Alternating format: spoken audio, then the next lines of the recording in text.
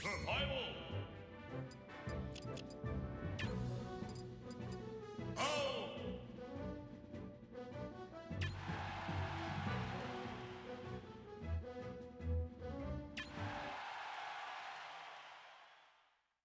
Three, two, one, go!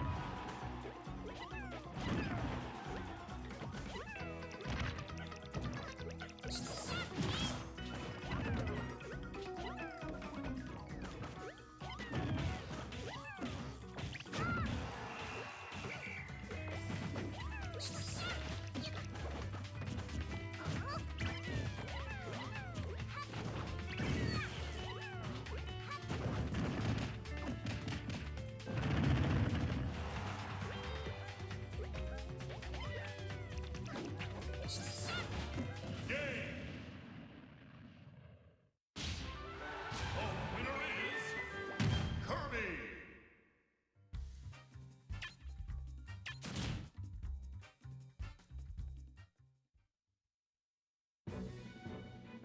Survival!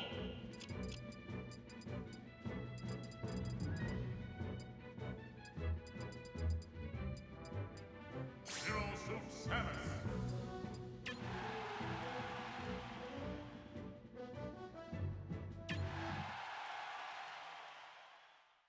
Three, two, one, go!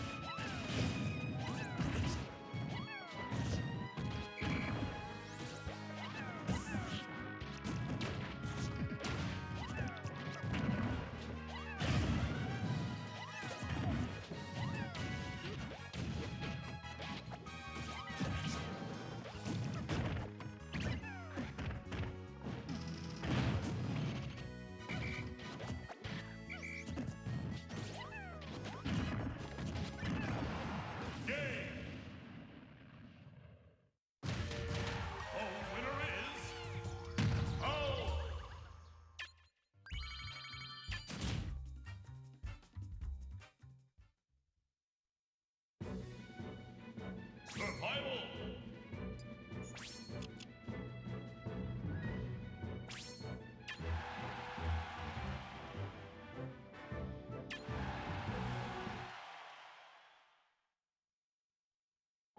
Three, two, one, go!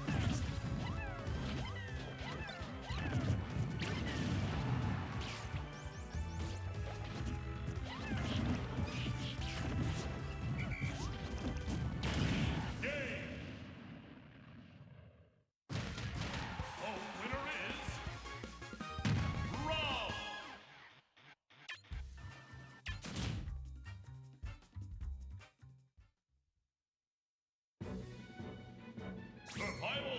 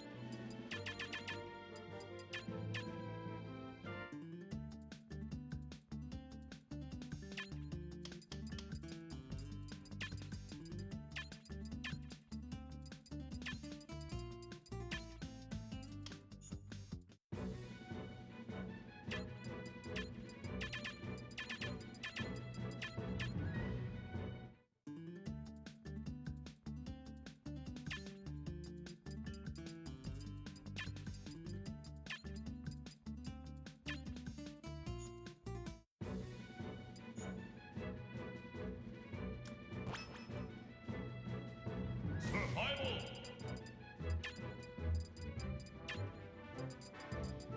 Bayonetta.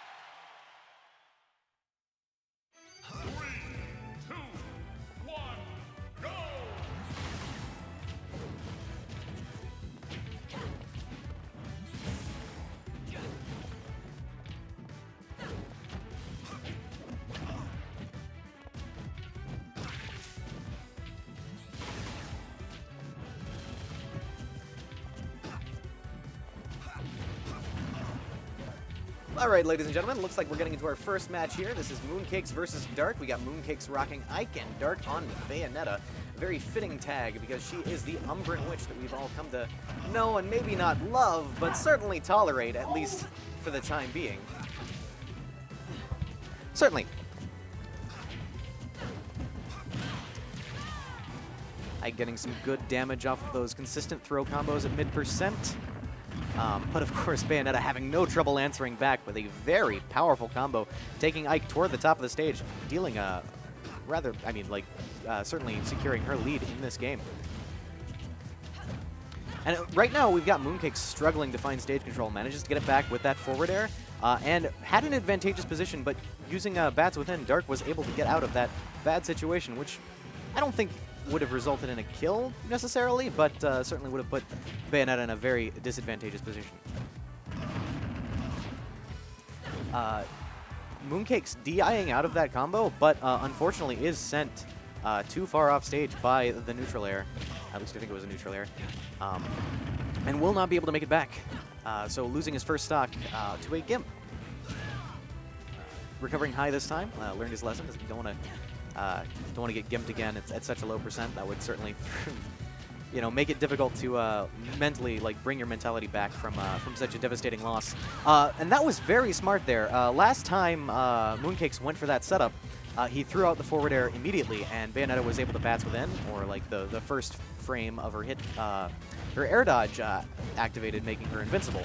So this time, Mooncakes anticipated that, waited for the air dodge to come out, and smacked her for it. That's what you get for being a little too scared against Ike.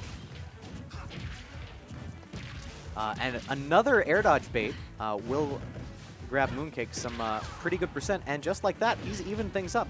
Very clean back air out of shield. Nice mix-up on the side B there. But Bayonetta finding that down tilt, trying to carry him off the top, but good DI coming in for Mooncakes, keeping his stock alive. This is certainly not out of the question for either player, but now Mooncakes in a very bad position. Does manage to activate the side B, meaning he is able to up B out of it. And air dodging through the Nair. Very nice movement off stage, keeping himself safe and enabling himself to recover.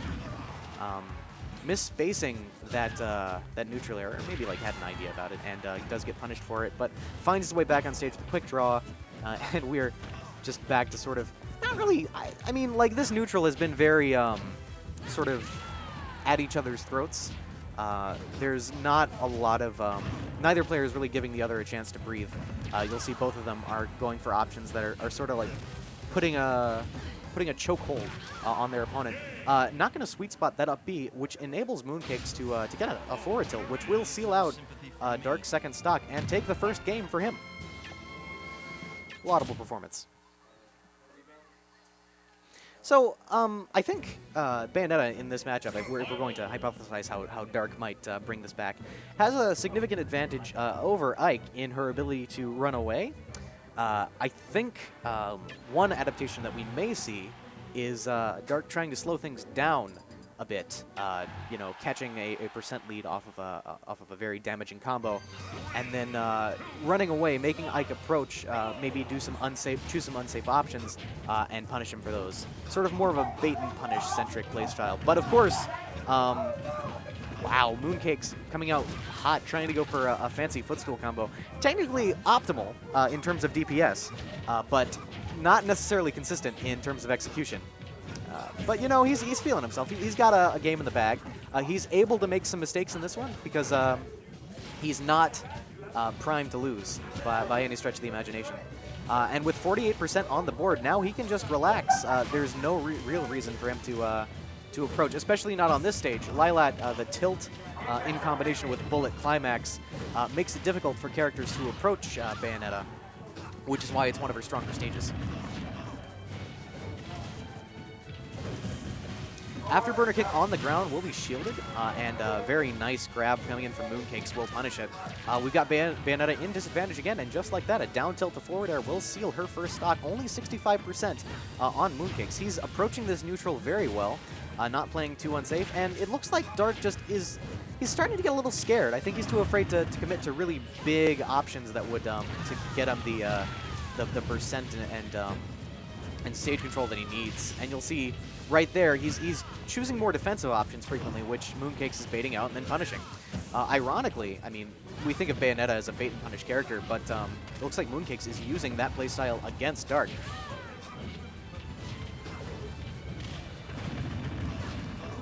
This is going to be big damage, possibly the stock. Oh, no, not quite the stock. He was able to air dodge out of it.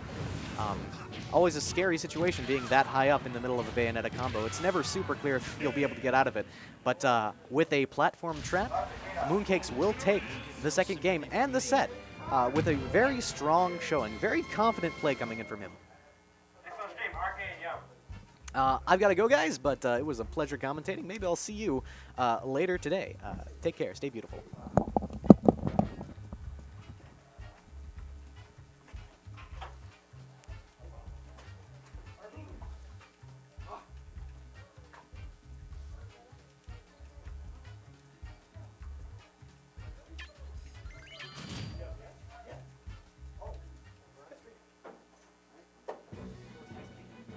Survival.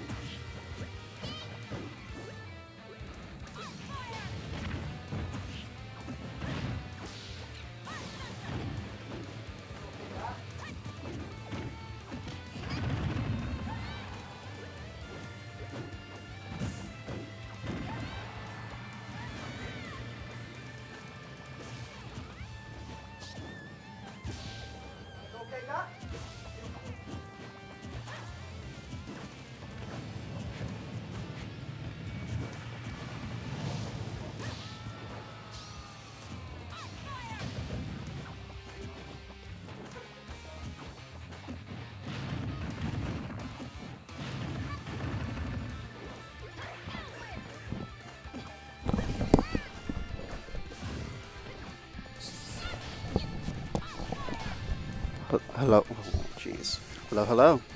So, I guess I'm currently solo at the moment. Commentating Xanadu number so-and-so. Got RK versus Yum. I believe a newcomer to the scene, or at least our scene.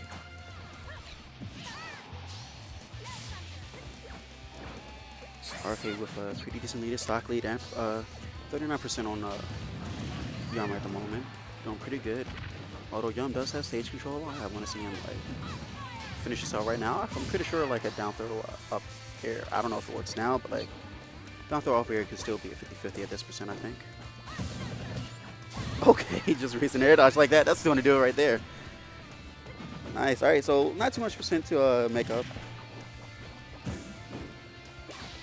All right. RK still with a decent percent lead, although he's approaching a lot more right now. Takes a bit of percent, but like it's fine at the moment. Ooh, that's not fine. 43% and lost stage control of that. All right, let's see what RK can do to get back on the stage. Robin known for having a myriad of projectiles. If you can just duck under that, yeah, sure, why not? I'm pretty sure you can duck under there until you get to. I'm not sure which stage it is. What stage 3, I believe. Arc Thunder. Alright, so this is actually very scary for RK. Down throw up air would kill at this percent. Especially with the amount of rage that Robin has. Oop, there you go. Alright. So game 1 going to Yum. Alright. So Kirby being one of his biggest problems is actually just his ability to kill. So I can see RK wanted to go to maybe a triplat, maybe Town and City, something like that. Up throw being a lot more prevalent on those type of stages. And he can get an earlier kill. I think get around 100 or something.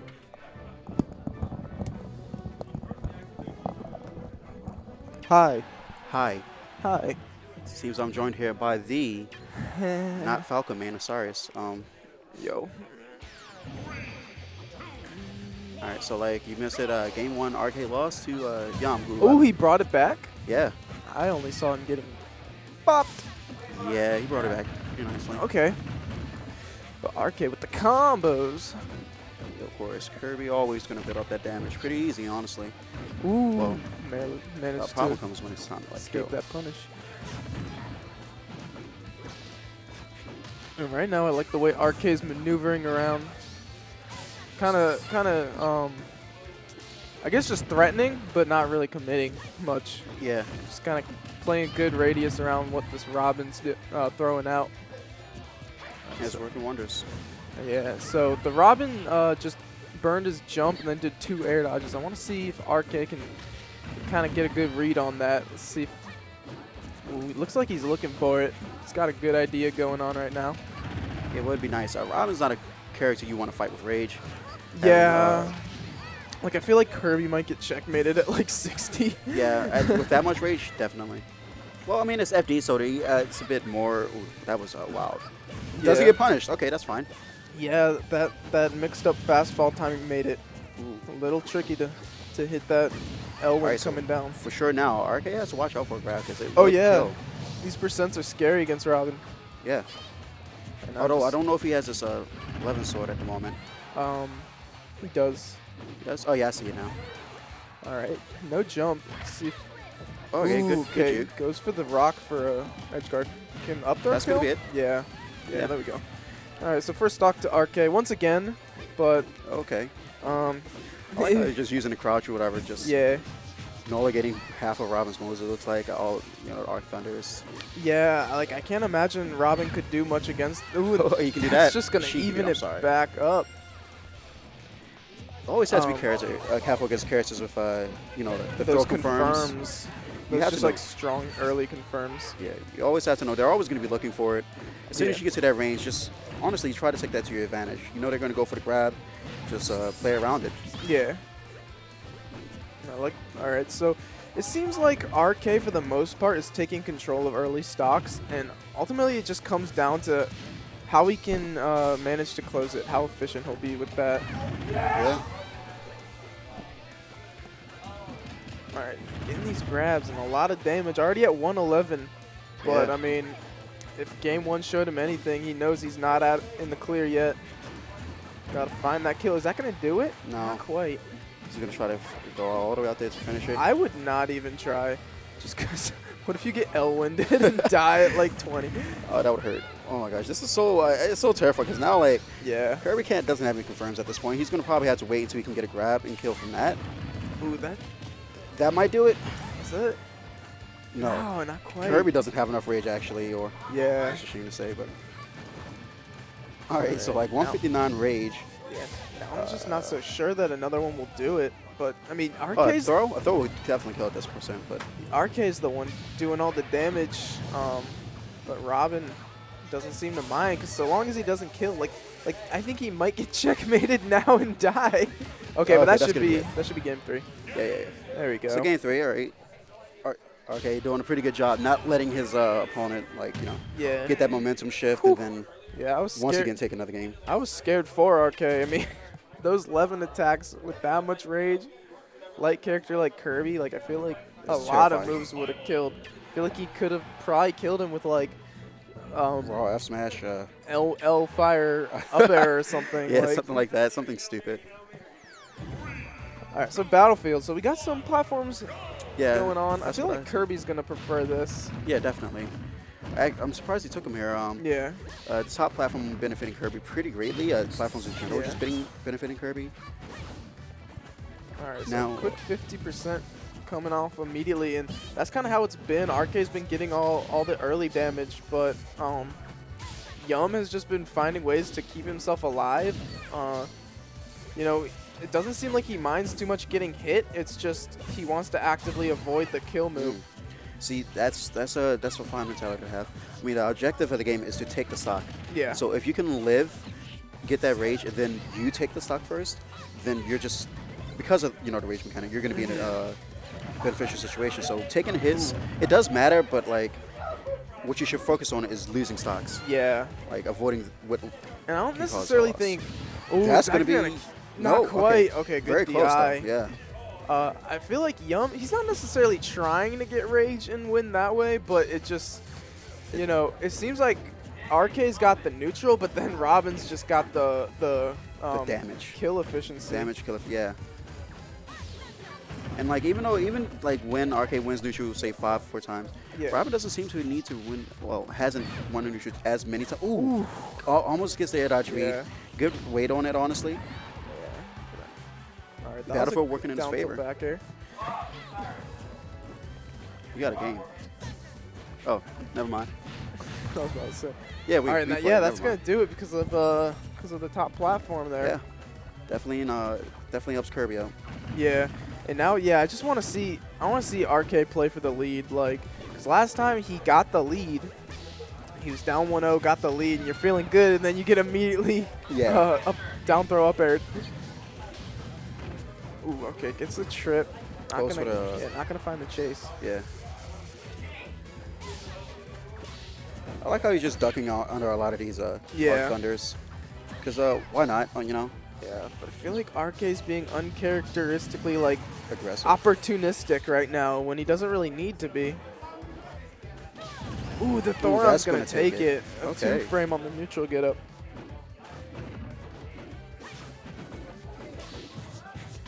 Ooh, okay. And yeah, Robin just But coming to Robin through the just help.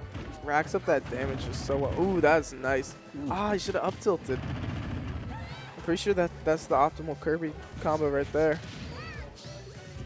Yeah, unfortunately drops the combo there. It's still a decent amount of percent on Yum at the He's moment. still got a decent lead, but how much does that really count for from what we've seen in this set? Yeah. 55%. It's getting kind of close to there, yeah.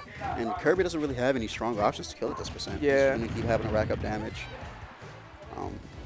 Maybe hopefully get a good read on get a smash attack. Ooh, that almost took it right there. It almost killed him. Checkmate Can will he- do it can at he this land? percent. It will, actually. Yeah, They out. that's going to do it. Wow. That's not something you should do. Okay. Yeah, Um, yeah. Oh, that's whoa. us. All right.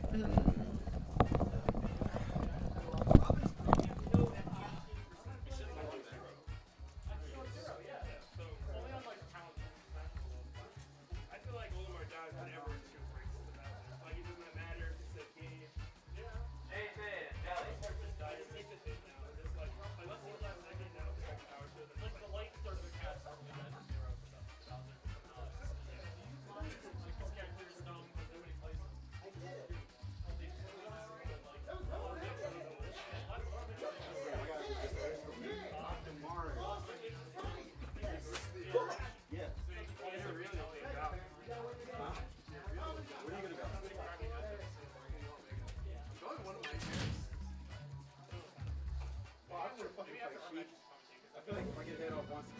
Survival.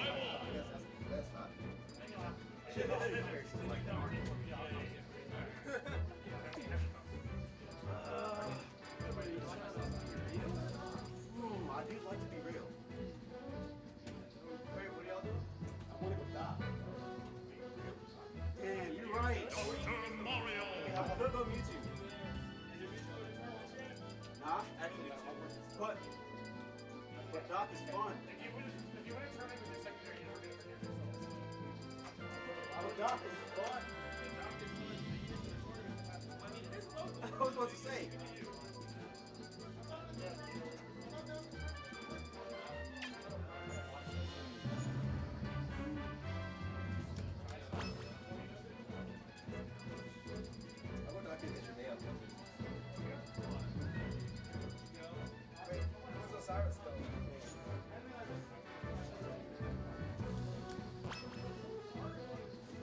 Survival.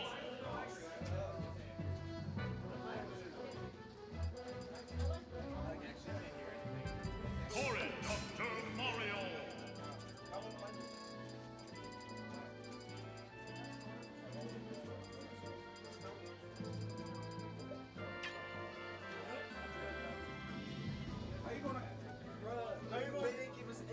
Dexter, yeah. Wow, it's so good. Trying to get it cold. That's all. Logic, gravity.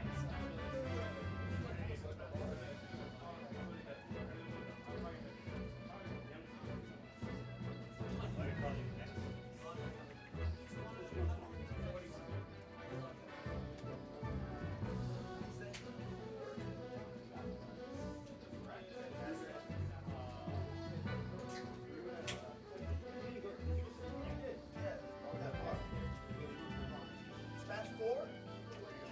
Yeah. Why is it always the weekend before Major? Last time it was the weekend before Smash. No, Shine. It's the weekend before Shine. Because I saw, Cheers? I met him at that bar thing. And then I saw him at Shine, like, all the way in Boston. I was like, yo, what up? Hey, it's me. I was like, follow me back. It's fun. I don't know. I might go. The problem is, I hope you like already had like worked out like so like my plan is so like I'm 5 minutes. Work all 8 hours. Wednesday. Leave work like really fantastic. After fantastic. That one's Jake's. Oh, let me just rip this box. Go back to work and then like work overnight so that way I can It's not live food. Whose food is this? Jake's and Nature's.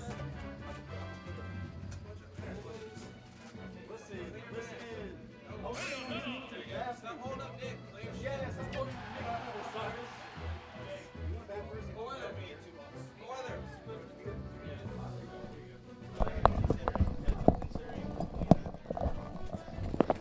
Cold weather, hurry up and get on the mic. Oh my god, this is the one where one earphone doesn't work. So busted. This place is bootleg. It's the B in VG Bootcamp stands for VG Bootleg. Hey, what up? Cold weather is scared to get on the mic by himself, so you have me, Awful Fox, joining him, even though I'm not fit to commentate today, but we'll see how it goes. Why aren't you fit to commentate? Because I can't stay on stream. Is it because it's your birthday? Yeah. Not fit. All right. He's completely fine. Not fit. All right, so we got Osiris.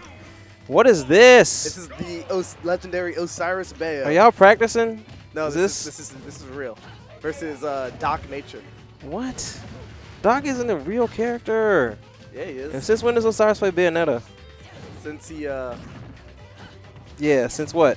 I don't Hit know. me up. You know, y'all SL, y'all bros, you the crew, man. Y'all tell me. I'm not. He had an experience.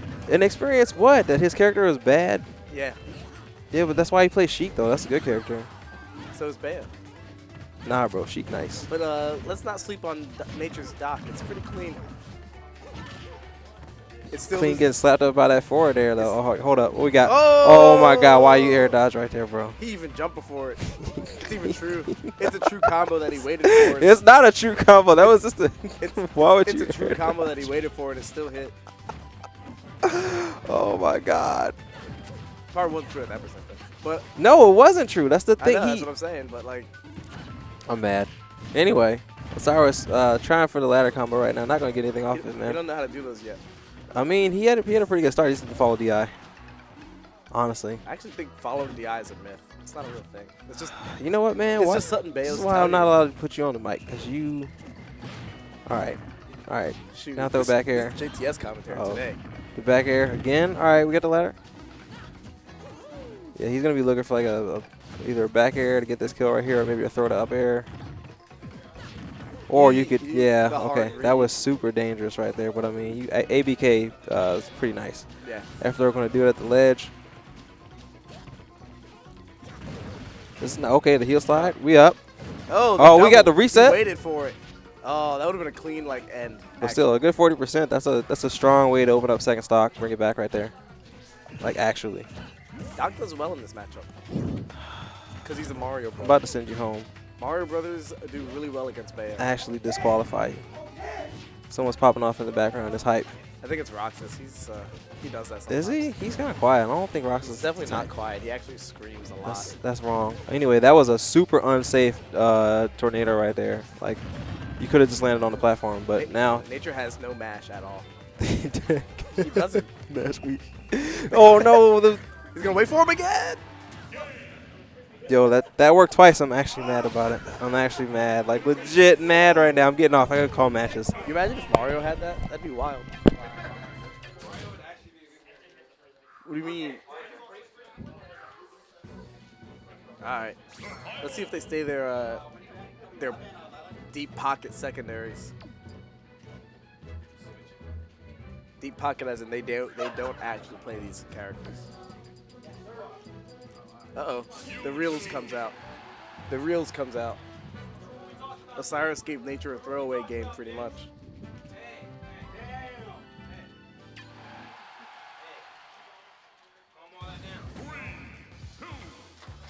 The real matchup.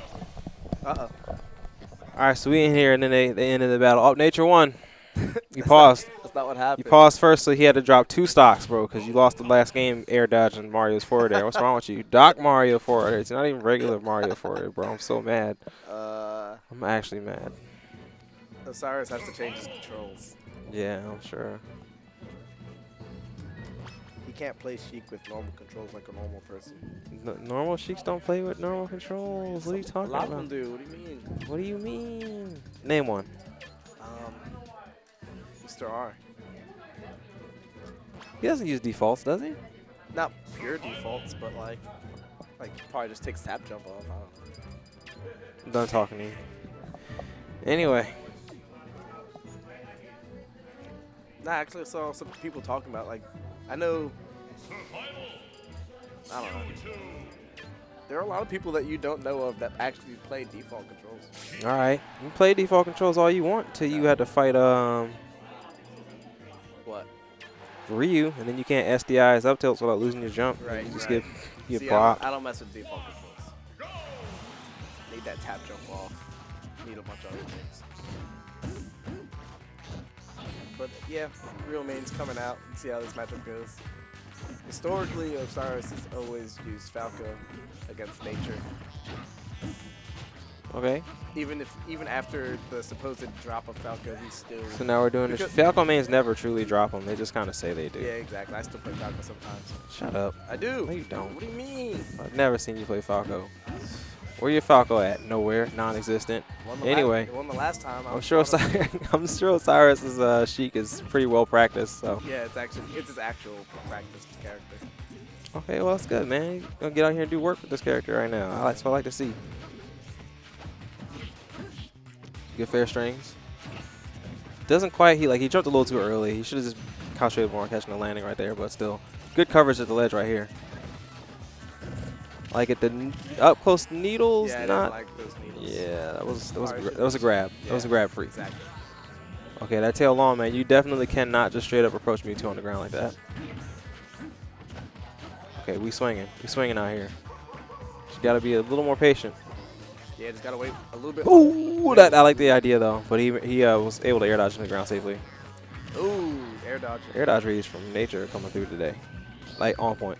Okay, He tried to do he B reverse shadow ball to the ledge like he was Lucario. but I'm like, he actually tried to Lucario him with Mewtwo. it's wrong Pokemon. Like he was about to do something. I don't know why. I didn't think. check out this non-active hitbox on my charge move. He's trying to scare him. That's what it Yeah, was. right. It's scare time. Okay. You see, Osiris plays melee, so he thought maybe it was melee Mewtwo. I'll be right back. He's out of here.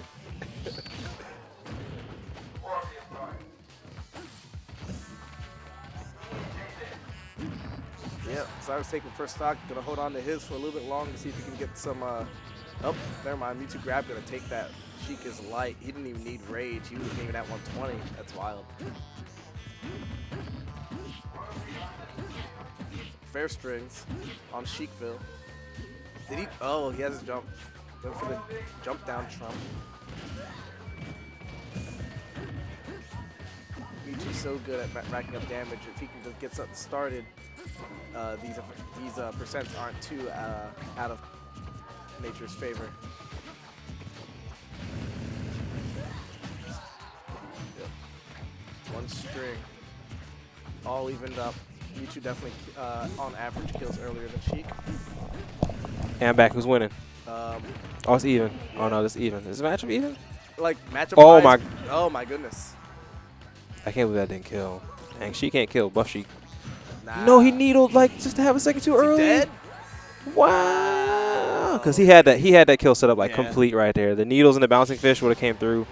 That would have been it. That's super ultra mega like omega levels of disappointing, man. That's just like Mewtwo, like I said, it wasn't fully even because even though they're even percents, Mewtwo kills way earlier than earlier. Sheik. Yeah, Sheik has to kind of struggle. It's me on the couch. What up? Hey, I'm enjoying it's your myself. boy. Hey. He's having a good time. All right. So next on stream, we're gonna do you and this guy. I have That's to call gonna be him. good. Yo, guess what? What's up? Are you going Ike? Yeah. Oh, yo, the radiant hero, bro. I'm telling y'all, can't sleep on Ike. Ike, nice. Up throwing or whatever. You see Simon play with a character, nice, bro. All right. So we are gonna get this guy versus cold weather going, you guys. I'm not gonna lie, it's my birthday. I'm a little lit right now, so I'm trying to keep it together. The tournament should run pretty smoothly. I don't think there's gonna be any issues. But it is a very interesting Xanadu. It is fine. No, this is a midterms week for a lot of people. So for those of you out there who are college, man, you got midterms going on. Wish the best to all of you, man. Please do not stress yourselves out about it too bad. You know, it's just grades. Also, can't hear Game Sounds music. Hang on, let me turn. Nick, baby, can we turn the game volume up just a little bit? All right, we're gonna get the game volume up for you guys, and I'm gonna bug off and go back to running the rest of the tournament. You guys don't really need commentary, but enjoy this match. This guy, a Game & Watch main, cold weather, generally plays Marcina, but he's gonna be going Ike today, or be quieter. And I think it's just we got the sound. Like y'all don't understand. It's kind of hard to balance sound on these soundboards. So it's not that we're loud. It's just that the volume up is up a little loud. Blah blah blah.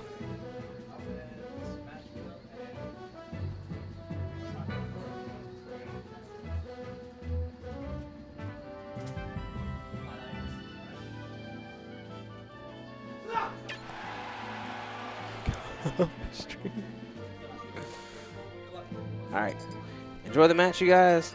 I'm taking off.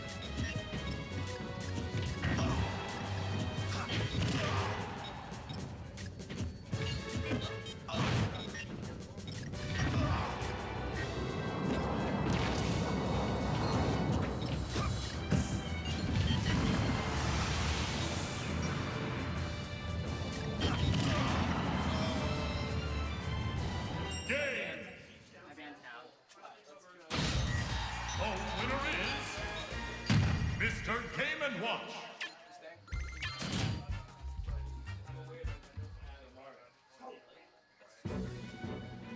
Survival.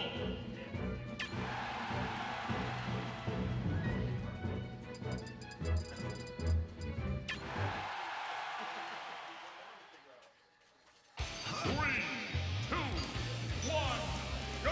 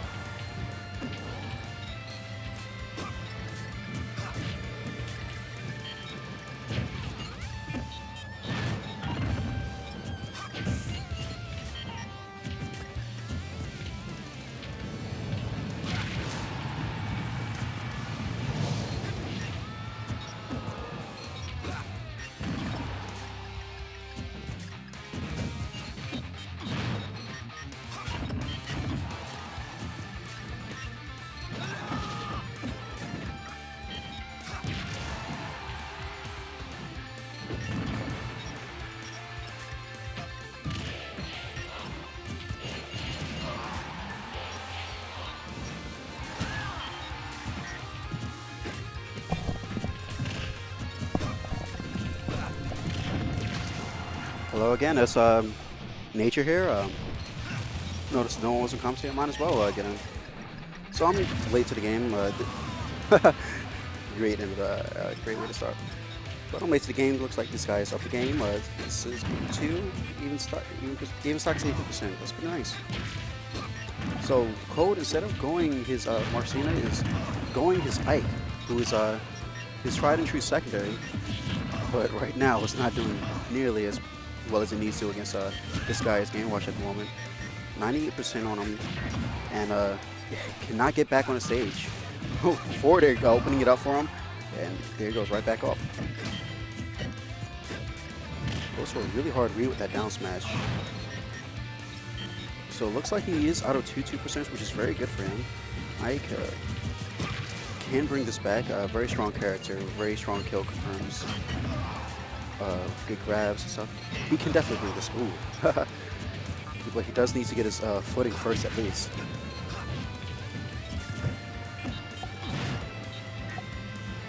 This guy just doing, even though he doesn't have any kill commands at the moment, he's doing a little good tech on that. This guy's doing a very good job just keeping center stage, keeping control of the stage, and like even if he doesn't get killed, just pushes Cold Weather off bit by bit.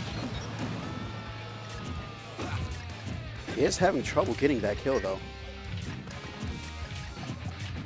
Cold Weather doing a pretty good job at just keeping the stock, spacing carefully so the moves that he does get hit by are not lethal ones, so he can always make it back to the stage. Oh my god, that actually almost takes it right there. Goes for the eruption. Doesn't get it that. Ooh, that was gonna be, yeah.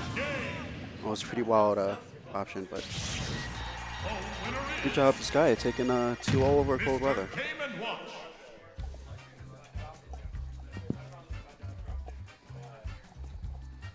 All right. Oh, okay, never mind.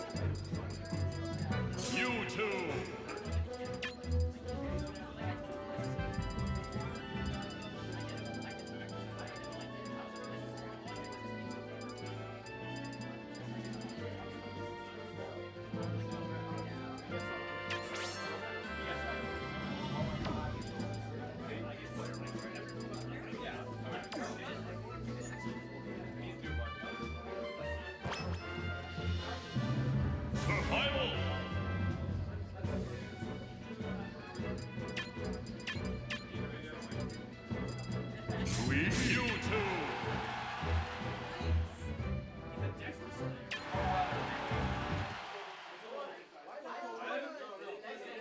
Three, two, one, go!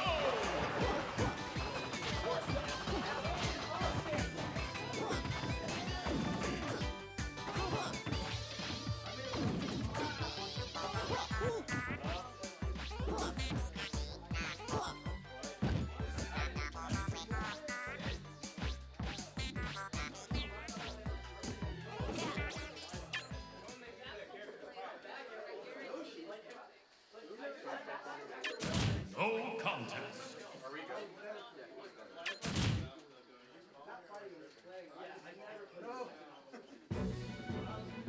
Survival.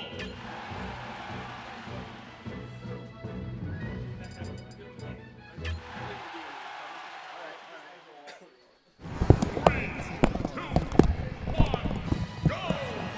What's going on, everybody? I am indeed a little late to this, but we have Nature versus ZD coming up currently going on. Winter quarters. Nature not traditionally known for getting the winter quarter, so shout out to him doing a great job. And speaking of that, he's up in percentage 38 right now against ZD. Nice dash attack coming into play, and ZD not actually going Fox. Very familiar with the Fox versus Mewtwo matchup. Opting to go Luigi, but it's not paying off quite yet. He saw Elegant, man. He said, I gotta bring the Luigi back. Well, he's trying to do it, but, Elegant packed on a bit more percent 30 seconds into the match. But with that said, Luigi, it only takes a couple. One grab here or there, and he definitely can Yeah, like definitely 1 or 2 grab combos, and you forget just how good Luigi's damage output is already, man. 64, 73%. And Mewtwo in kill range, ZD can go for an up B. He's really good at reading rolls and managing to find an opening for it as well. Great Shadow Ball, punish and landing right there. ZD's going to have to recover. And Nature not applying any pressure, just taking the Shadow Ball and keeping stage control, and that Shadow Ball hitting its mark only at 64%. ZD shaking his head, clearly thinking he was going to avoid that. Yeah, that was an amazing read on that neutral get up right there. Yep. And tied it right back. All the hard work that Nature did was just gone. Completely off of that nullified, F-smash. man. That's Luigi power. And Nature actually, very smart. He went for the down tilt and then just air dodged away because he knew that it wasn't a true combo yet. So then the next time he did do down tilt before there. Okay, so he didn't try to overextend on the first one. I like it. This is where ZD's going to Here we go, shine. here goes the Luigi Off of combos. one grab, 60+% has occurred. Nature trying to fire right back, though. Gets a nice grab, 56 to 69. Almost 2 minutes into this match. And it looked like a flub. Oh! And the up B happened. Not going to lose his stock for it. Can you He used imagine his it? Oh! And he gets it. Nature up right now, 1-0 over ZD. He had nowhere to go. He used his jump after that first. Oh, my God. That was crazy good. I actually was expecting maybe a disable when Luigi landed on that platform at the up B. He didn't even need it. Yeah, he had other plans. And ZD saying, I am not playing with my food, about to go Fox. Yeah. He indeed is not wanting to go to loser's bracket from a loss to Nature. But there's no telling. Nature definitely has been in the lab, has been practicing a lot. There's no saying that a Fox will be a switch that would necessarily net him the win for free by any means. But this game one has definitely started off at a different pace with ZD having the lead, 49, going unanswered, 62 and counting. Yeah, this is a different game. Can't get his footing. This is definitely a different game right here. ZD's Fox. Kind of nice. Nice is an understatement, but beautiful ledge cancel right there. And Nature firing right back. 49 off of one opening, 58. Yeah, the air juggles are coming in right now. ZD trying to land a little too aggressively, but he doesn't need anything when he gets that nair to up smash conversion. Definitely not. And, only at 58, definitely going to be a hill to climb for Nature. And it seems like every time ZD hits Nature, he shields after, expecting that forward air and nair to come through. Throws out the down air. Good tomahawking right there. And there's the It's neutral the stand-up. short nair. Yeah. ZD's so good at just waiting for you to choose your option and then just capitalizing on it. He's like, what are you going to do? I'm going to hit you for it. Nature a little late on that nair follow-up, and he paid for it by losing stage control. And, ZD does shine right here. Is Nature going to make it back? Still not really getting his footing quite yet. Great stuff. I love that because he missed the back air and just immediately decided to go down and cover the landing with an up smash. Like just those quick decisions and reaction time combined are just insane. It was, and that's what ZD's known for, you know? He's so good at just reacting appropriately to the option that you choose. Just because he has such quick reactions, we always call him a little kid reaction. Look at reaction times. Yeah, they're actual. You know, before you turn 18, apparently you can just react to anything. It's crazy. This guy, like, It- just so fast. He's demonstrating it now. So Nature trying to decide what stage he's going to use as counter pick. Battlefield is traditionally known as a great stage for Mewtwo. However, that was Fox kinda excels on this disruption. stage as well. Yeah, he does. And this is actually ZD's favorite stage, Final Destination. So it's kind of a lose-lose. When you have a character that's good at a tri-platform and then their favorite stage is the non-platform. Yeah, as well as a flat stage as well. So you're kind of like, well, where do I want to take him? You definitely don't want to give him Town and City because that's just up air land for Fox. Yeah. Granted, Mewtwo can kill early with his up throw there. So, you know, there's an option. But he does finally get an opening, but he did not capitalize off of it. But he is only down 10% right now. Definitely a lot better than last game. Okay, the quick dash attack, that's going to be it's a dash attack or a grab, but he goes for dash attack again. And Nature trying to make this Nair work. Up being and just some of the up Bs looked intentional. That last one did not. Ooh, great punish right there. Read that tech roll in. And that's going to be all she wrote. No, he's Beautiful living. DI. Is he going to? I thought maybe he was going to just fast fall and go for a down go air. for the spike. You know, just risk it all. At this point, what do you have to lose? But, you know, with that said, DD isn't 74%. Mewtwo does have the tools to actually take the stock right now. A well-placed forward air can do it. A disable. Disable comes through right then. And maybe even an up smash because Fox is very light, but he is going to have to land, and he is not able to. ZD with a beautiful read on that air dodge. Definitely getting caught with that up air right there. That move is so amazing, Fox. And Nature seems to be going out neutral air in neutral. I think it's definitely better to do it after Fox hits your shield with an up tilt or jab or something unsafe. Right, use it as a punish option rather than an approach option. Exactly. Because ZD's not going to let you get away with it if you just use that as an approach option. Okay. Yep. Again, punishing. Is he going to Oh, get he the went for footstool? He does. Yes, but he's going to live. He's Mewtwo. He lives for now. I was about to say, that's definitely not a situation where he was just going to outright die. Okay. And you know, Nature hasn't even tried using Shadow Ball in the Wow! up smash. Just again, Wow. these reflexes and decisions from ZD are just impeccable. Like his timing, every time he knows how to follow up on these nairs and instantly get the up smashes. And you have to imagine that the fact that Fox's legs were intangible during up smash definitely makes it a little bit easier for him. Mm-hmm. But just talk about understanding the character and reacting appropriately, just like you said. Yeah, just like ins and outs. I am indeed BGBC Logic Raffle Fox. All right, I'm on this side. So that was set one of winners quarters.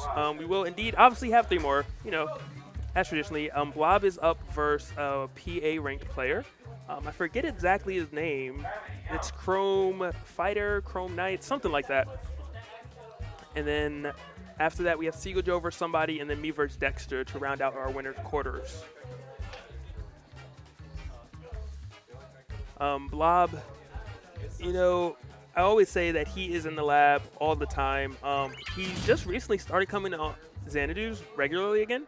He used to go to him occasionally, and he would also often go to a tournament that was about 45 minutes to an hour away from here.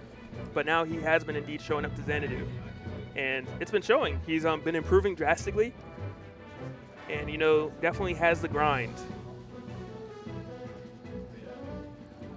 I do indeed know that Blob generally goes Yoshi. He has been working with other characters, but I imagine we're going to see him start off with Yoshi. I'm not quite sure who the other player uses. Since he's MPA, I imagine it's a very weird player. Yoshi, Donkey Kong. I mean, weird character. And Donkey Kong is who it is.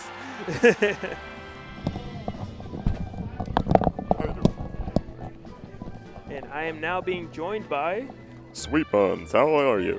I'm well, yourself? I've been doing really well. Exams are out, I got my jammies, and I am ready to sit back. But of course, a little bit further forward because we got a nice match ahead. Yoshi, Donkey Kong, grabby, lots of air game, but Yoshi's air, I imagine the airspeed might make him slip out of his grasp just a little bit. It may, but you know, Donkey Kong's setups just seem so true, kind of inescapable in a way. And because Donkey Kong is so large, the airspeed helps out, but not as much as you might expect. Because Donkey Kong just reaches so far out with all of his attacks.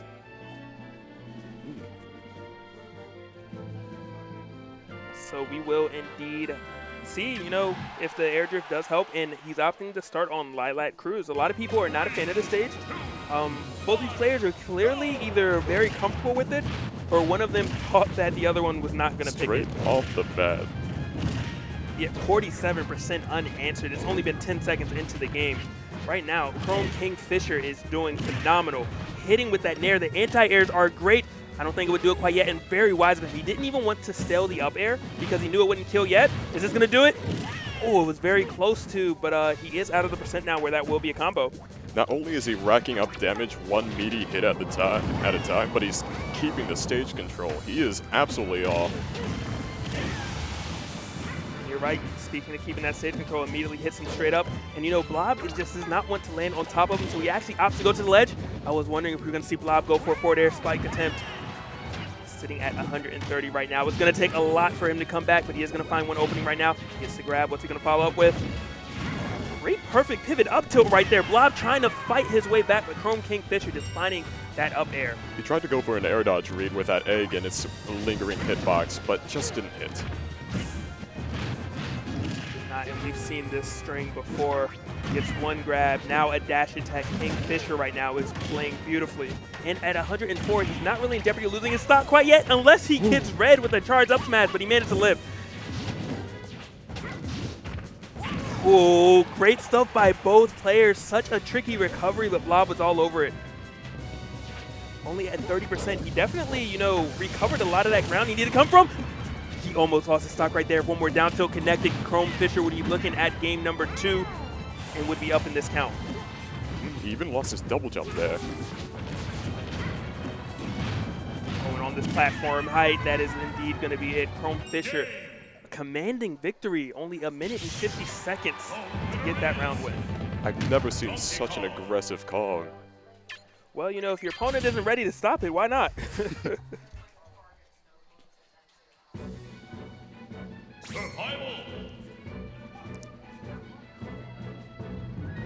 So we will indeed see what counterpick Blob is going to choose.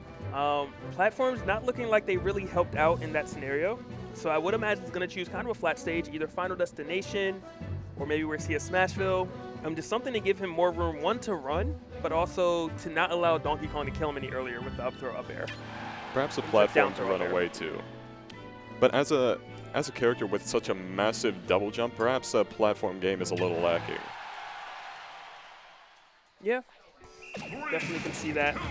And they do opt for Smashville, that flat stage. Let's see if Blob can make the comeback this time. Tries to start a combo, and Chrome just immediately jumping out of the combo with the up B. That's one thing you do have to worry about when you are fighting against a Donkey Kong. If your combo is not real, the up B will come out, and you will take some damage from it, and he will escape. We talked about Donkey Kong taking stage control earlier, but his gravitation to the platform, just daring Yoshi to get off stage, uses double jump. I will grab you and I will take you off. Wow, and the adjustments that Blob have made have been crazy right now. Seeing him just, you know, continue to keep Chrome in the air with the eggs, doing the charge smashes, hitting their mark. Is that it? Oh. But if he connected with that, would have been it. A frame trap nonetheless. It is, but you know, Blob is definitely in jeopardy of losing his stock. DK hits very hard, but is he going to get it? Egg to up air, beautiful conversion coming in from Blob. And you know, Chrome searching for that grab, and I'm loving these egg conversions. You know, Blob is just doing it time and time again, and you see him kind of just crossing up Chrome at this point. With that nair, just knowing exactly what Chrome wants to go for, and everything is working at this moment. A fantastic air dodge read, leading to the big percent, but not the big knockback. Oh, hoping to mix him up a little bit, just a back air catching him out.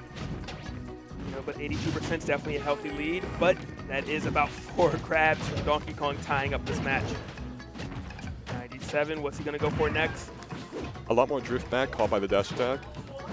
Oh, There's almost no got the jump. mix up. He has no There's jump. no jump, Oh, and that is how no. it goes down. Chrome taking advantage. What an opportunist. Recognizing the double jump was gone. One down tilt seals the deal, and he takes it 2-0. Very unfortunate finish for Blob, especially when he was doing so well, but somehow that's just how the cookie crumbles. I'm going to hop off so I can go warm up for my match. I'm not playing next, but I'll be playing after that. Sweet Buns, I guess, will be here. Maybe we'll have somebody join you. all Please, that I'm good not stuff. sure if I can keep this up alone. My heart's still pounding from just pools. Oh my gosh. Hi, Daddy. Hot. So I will catch you later, guys. I gotta play next. Survival. I know. I didn't concede it for him. Somebody help this man out over here. I'm all alone. I'm just a boy. I gotta play next.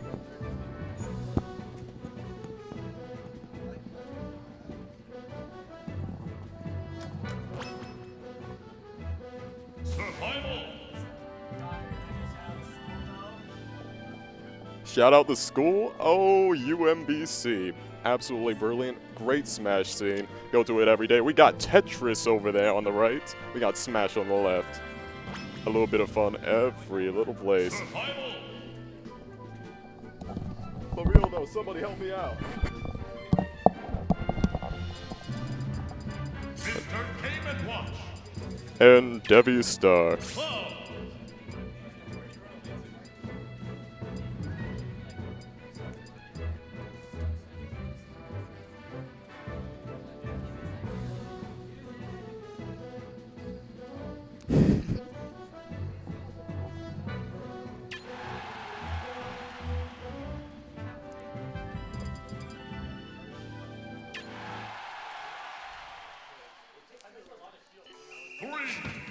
And we got chat telling me, Sweet Buns, just read everything. Cloud versus Game & Watch. Game & Watch with a fantastic punish. Oh, jeez. Game & Watch with a fantastic punish game. Cloud's just going to be wanting to zone him out while keeping the mix-ups. Of course, not forced to approach, given his limit break, but let's see.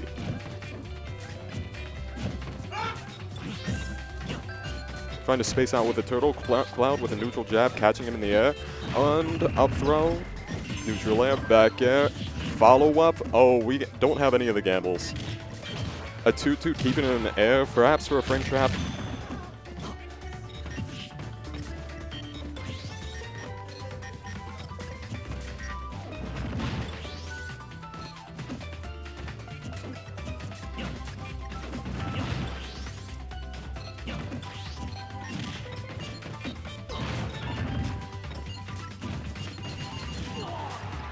Game & Watch using his stage presence to get his grabs, just keeping him in those 70-30 situations where he cannot run away, where he cannot space him out at all, keeping him in the air, and hopefully get him off the stage to abuse that Cloud's recovery. But now Cloud has limit break, has bonus movement speed, he's falling a little faster, and his recovery is fantastic now. He's going to be forced to use it up. Game & Watch with a fantastic priority on its down air. It will be Cloud's up air, unless I am misinformed. Oh, now he's shooting for the up smashes, going for the trades, going to use that super armor.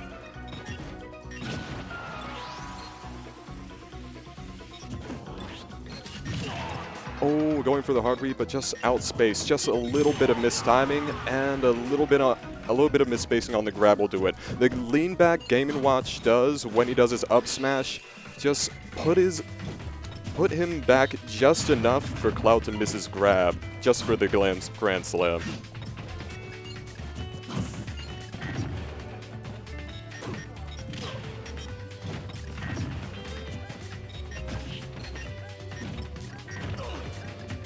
Now what we see a little bit here, whilst Game & Watch is resolute on keeping Cloud in the air, Cloud is refusing to use his down air. If he uses down air, that is quite a bit of a commitment, and Game & Watch can go in from the side.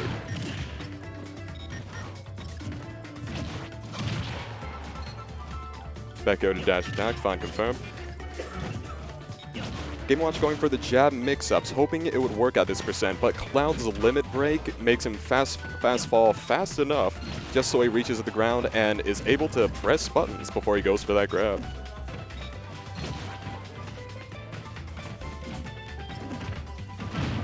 Nice frame trap by Cloud. Keep putting the back air in the air at just the right time to catch him right when he's out of his air dodge. We're going for recovery mix-ups. He gets stage presence, and unfortunately, gets the shield down smash right off the stage. Fantastic reaction by Cloud. The only move that would kill him, send him back at the very least. Survival. Go easy on me, Chad. It's my first time. 3, 2, 1, go!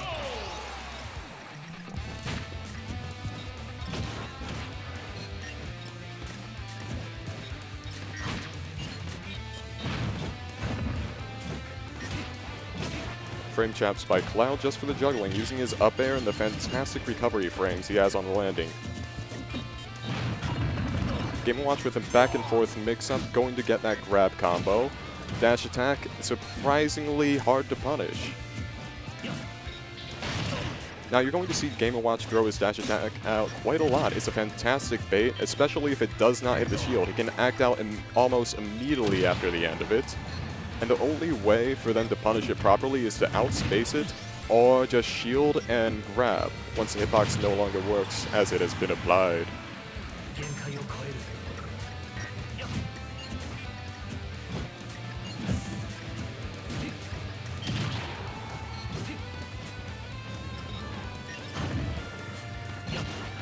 Cloud with a fantastic bait and punish, using that new limit break speed to keep him at a distance and go for the hard hits. The back air, forced to use that up B, and he dares go for the get up attack against Game & Watch's up smash. I'm sure Game & Watch didn't expect it. He was ready for it. That up smash would have hit and probably would have killed. Just seems like such an absurd idea.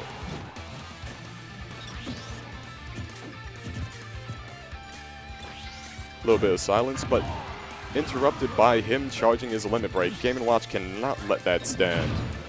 And hitting him with the table turn, the tabletop. How am I supposed to say that?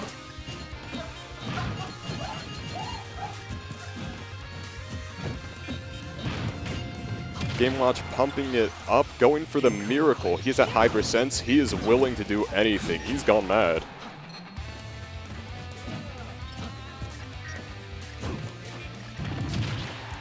Ooh, a down smash will get him far off stage enough. He will use that time to get limit. Not quite. Game & Watch cleverly waiting it out. Bringing it with a jab, hit him with a bacon, forcing the air dodge, forcing jump. Keeping his distance, being careful. He is scared of this man. Almost all of Cloud's moves will kill or put him in a very prickly situation. Going to shield that smash attack. Reply. Keep him in the air, hoping for that up smash, going for the trades. Is this a miracle?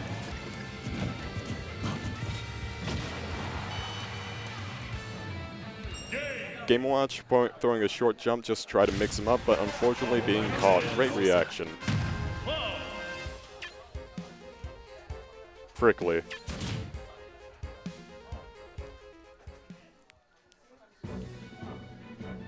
Chat's being sweet. Thank you.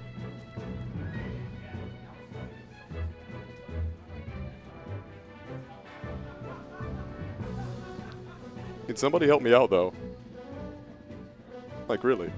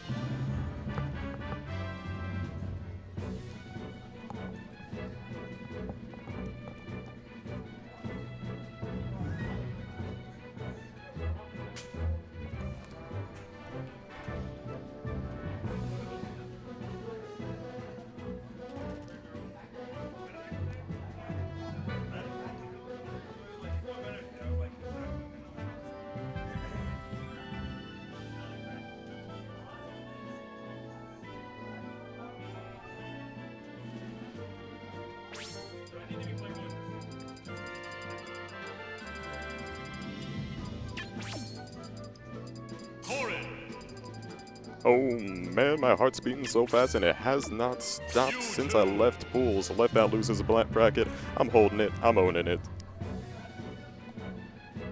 And what we've got here, Corrin versus Mewtwo. A very spacey matchup. Corrin's keeping Mewtwo out. Mewtwo trying to get the high value combos every time he's able to get in within Corrin's range.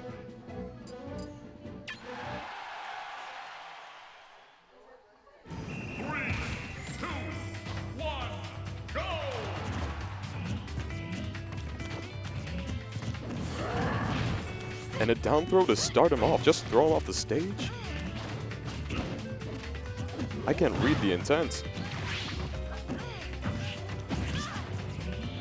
Now Mewtwo's back throw off the stage, scaring Corrin into using her up B, almost in tune for a punish.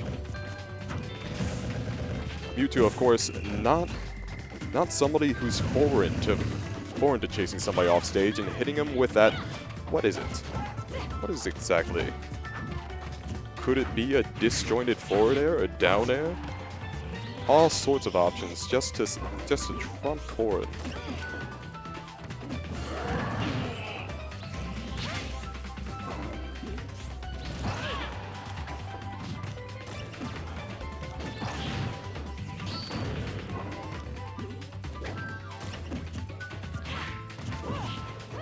Corrin throwing out that neutral air to cover the neutral getup as well as a roll behind, drifting backward while doing so. The lingering hitbox catches a neutral getup as well as what it covers. Her drifting back, a fantastic tipper, good spacing.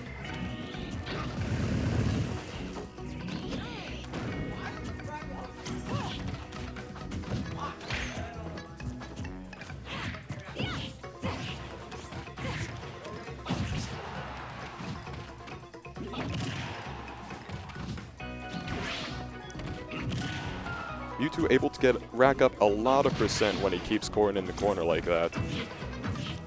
Recovery fairly linear and only very difficult to hit with anything less than a disjoint. They go in for a sliding up smash into a turnaround mix-up, up throw for the kill.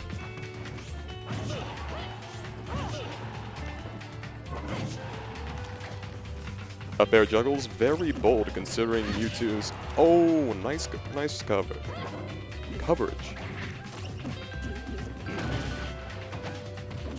A bold, crazy option. He's getting desperate, but a great one nonetheless. And I would like to welcome our new commentator. Hello, everyone. Yeah, I'm on the mic. Wrap me up. Sorry, catch me up on what's going on. I see we've got a Logic and fighting Dexter here. Dexter, of course, with the Corrin, catching that ledge get up with the up air. Is that game one? This would be game one, yes. This is game one. All right, taking game one successfully. So something, of course, that I think Mewtwo sort of struggles against Corrin. So I think this is a good switch because Mewtwo's big. He's really easy to hit, and Corrin's got major combos on him. A lot of his neutral and combo starters are not disjointed. Now, I'm not going to count down tilt as a disjoint despite its range. All right, we've got some tricky footsies here on FD. That'll be key in this matchup. We've got Logic trying to approach with shield, but Dexter, of course, not having it, just calling it out with grab every time. And now, whew, you saw that he threw Banana on shield and then tried to approach, and Logic just shielded it and grabbed him again. Like lots of grabs coming out from Dexter. That's really, look at that, a perfect first stock. And a moment ago, we saw Corrin use Diddy's Banana against him just as it trumped the recovery, covering all the other options that Banana already covered. And it looks like Logic is just not sure what to do. Dexter playing around Banana immaculately and using Corrin's incredible range to punish anything that Diddy Kong can do, which is, I'm sure, something that's a bit unfamiliar. Diddy Kong being punished is not something you see every day, at least not to such a consistent extent. Just trying to find something. He's playing with like very Banana heavy. He's got that, but he's controlling Banana. Well, like he's pulling Banana out. He's trying to get something started with it, and finally does. Momentum from the back air, putting her right on top of the Banana. But for the most part, Dexter's been playing around Banana very well, and I think that's the real key in this matchup. Now we've got a juggle situation, and that back air is going to seal it out. That was a very, very quick two-stock. Diddy Kong thinking he was safe there, thinking he could prepare a banana, but no. Corrin calling him right out. It's, I mean, you know, once you've expended Monkey Flip, he didn't expend Monkey Flip there, but I mean, he may have been looking for it. Diddy Kong is somewhat vulnerable off stage. You can, you have some options whenever, if you can get a charge on your barrels, but while you're charging, you're very vulnerable. If somebody hits you, then maybe lights out. Possibly. Never count Diddy Kong out. That's not a good decision. And perhaps Corrin thought, well, perhaps Diddy Kong thought it was extra safe to pull out the banana because Corrins do like to keep by the ledge just to like cover all the get up options once they actually hit the ledge. Well, we didn't really see. Oh, absolutely. We didn't really see Corrin sticking by the ledge in that game. It was all over. Like, I don't think there was ever a situation where stage control was not in Corrin's favor. And I think that's really where Logic struggled. I think he couldn't really get stage control from Corrin. And putting on just enough aggression just to keep the banana out of his hands in the neutral. Really good item play too.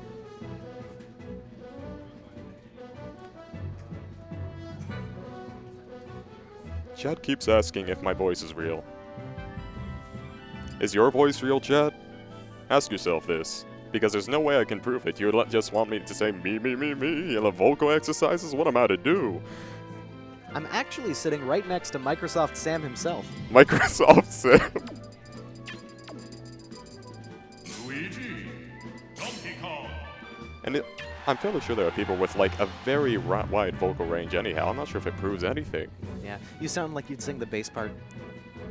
You know, like in a quartet. Oh, the barbershop quartet shenanigans just like appear around a fountain square. Yeah. Just trying to set people up. Oh, I love the idea. You ever do any singing? I tried to do singing. I tried to like apply. All right, hold that thought. We're going into, well, I mean, we might be going into a game. This might be a button check. I gotta breathe from my gut. Of course, so we got Kingfisher versus ZD. ZD going Luigi here.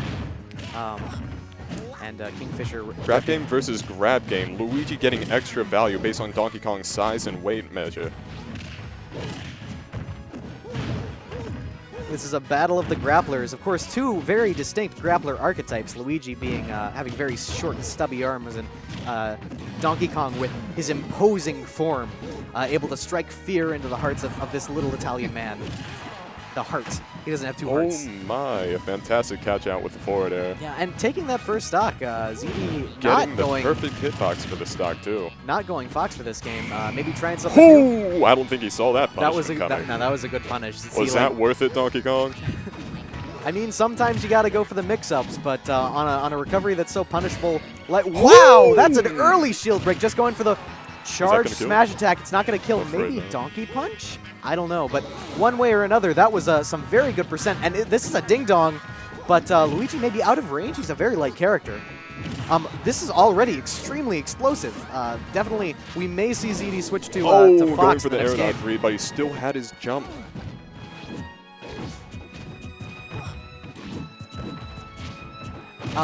Wow, that was a really smart mix-up. So I believe if you shield forward smash, since Luigi has very low traction, it would have made it at least very difficult, if not impossible, for Luigi to punish it. And that's what he was banking on. The reason he went for that is because even if he missed and ZD shielded it, it would have been safe. And how was he going to shield it right? Because you never see that forward smash come out in the first place. Well, I certainly didn't see it coming. ZD, of course, a much better player than I am, may have had an inkling, but it was a very risky. It felt like on paper, it looks like a very risky mix-up, but actually not really. It was just very smart play. So as expected, we are seeing ZD switch back to his signature Fox. But you know, Fox, if he does anything, it's die early, and DK's got the tools to make him do it. But of course, once Fox gets in his advantage state, it's very difficult to shake it. He's a glass cannon archetype in the most pure sense of the word. Because as we've seen here, he's racked on consistently over 100% in that one advantage state. Donkey Kong was unable to reset to neutral, and ZD was able to seal the stock with a strong up smash to catch Donkey Kong's landing, taking the first stock and sending a message too. This isn't Luigi. This is a completely different character. I'm here to play now. We got Fair Strings coming on, and it looked like he was trying to do like maybe a jab lock on the platform. That looked like a successful jab lock. Maybe he just slid a bit too far off the platform. Yeah, it's certainly possible. I mean, the forward tilt would have it looked like it pushed him off after the jab lock. Going to force him to edge down, air dodge. And it looks like Kingfisher is just struggling to get something going, you know? And that is going to send him too low. Wow! Wow, that was incredibly good usage of forward air. How it was just the single hit, but because of the way Fox was falling, it pushed Donkey Kong safely because it traded down where he could not recover anymore. So very smart move usage, even though it did trade. Going air to air was a good call, I think. I really needed every word of that synopsis because I blinked and missed it. I mean, it's so fast. Fox, he has the ability to take stocks so quickly. People, of course, you know, he's an honest character. Going for the shield pressure early. Perhaps he'll be sending out more big-hitting moves. I'm afraid Fox's shield has recovered just enough to get out of range of that. Got 44% on Kingfisher. He is going to go safely to ledge. Tries to up B at ledge. It was an unsafe option. Fox is just able to shield and punish. And now ZD is in a very comfortable position, just keeping, like, he's playing sort of bait and punish, I've noticed. Like, he's making Kingfisher feel like he can commit to certain unsafe options, and then he's just smacking him for it. It's working, but we've got a grab here, and That's the Ding Dong will take the first stock. What did I tell you about Fox dying early? And now Kingfisher actually in a very good position here, because as we saw, he took the first game against ZD. If he's able to get like 60% more on Fox, which is not hard for a hard hitter like DK to do, he may be able to take the set. It's going to have to happen soon, though, because ZD will figure him out. Just like that, taking his first stock. We're down to a fairly even game, folks. And you can tell Kingfisher's probably feeling the pressure. He's throwing a lot of pivot grabs just to bait Fox out, but no, going to catch him out. Hit him with the speed. The down tilt, the up B will get him out of it. Up throw, platform stall. Up Oh, tilt, that was a smart up B, wait. a bait it was. We've got shenanigans. We've got something fancy. He wants to end it in style. Yeah. Well, he might not want to because he is give DK a little more range. He's at kill percent. A little more rage. But that Donkey Kong whipping out his calculator, but Fox is not going to give him time. That was another cute little air bait. Like we saw ZD expend his double jump, making Kingfisher think that he was going to land and allow him to grab. But you know, the back air punished that idea and was able to put Donkey Kong in a disadvantageous position, which allowed ZD to eventually take a second stock, win the set. All right, so we're gonna go to an ad really quick. So you guys sit tight. Yeah, but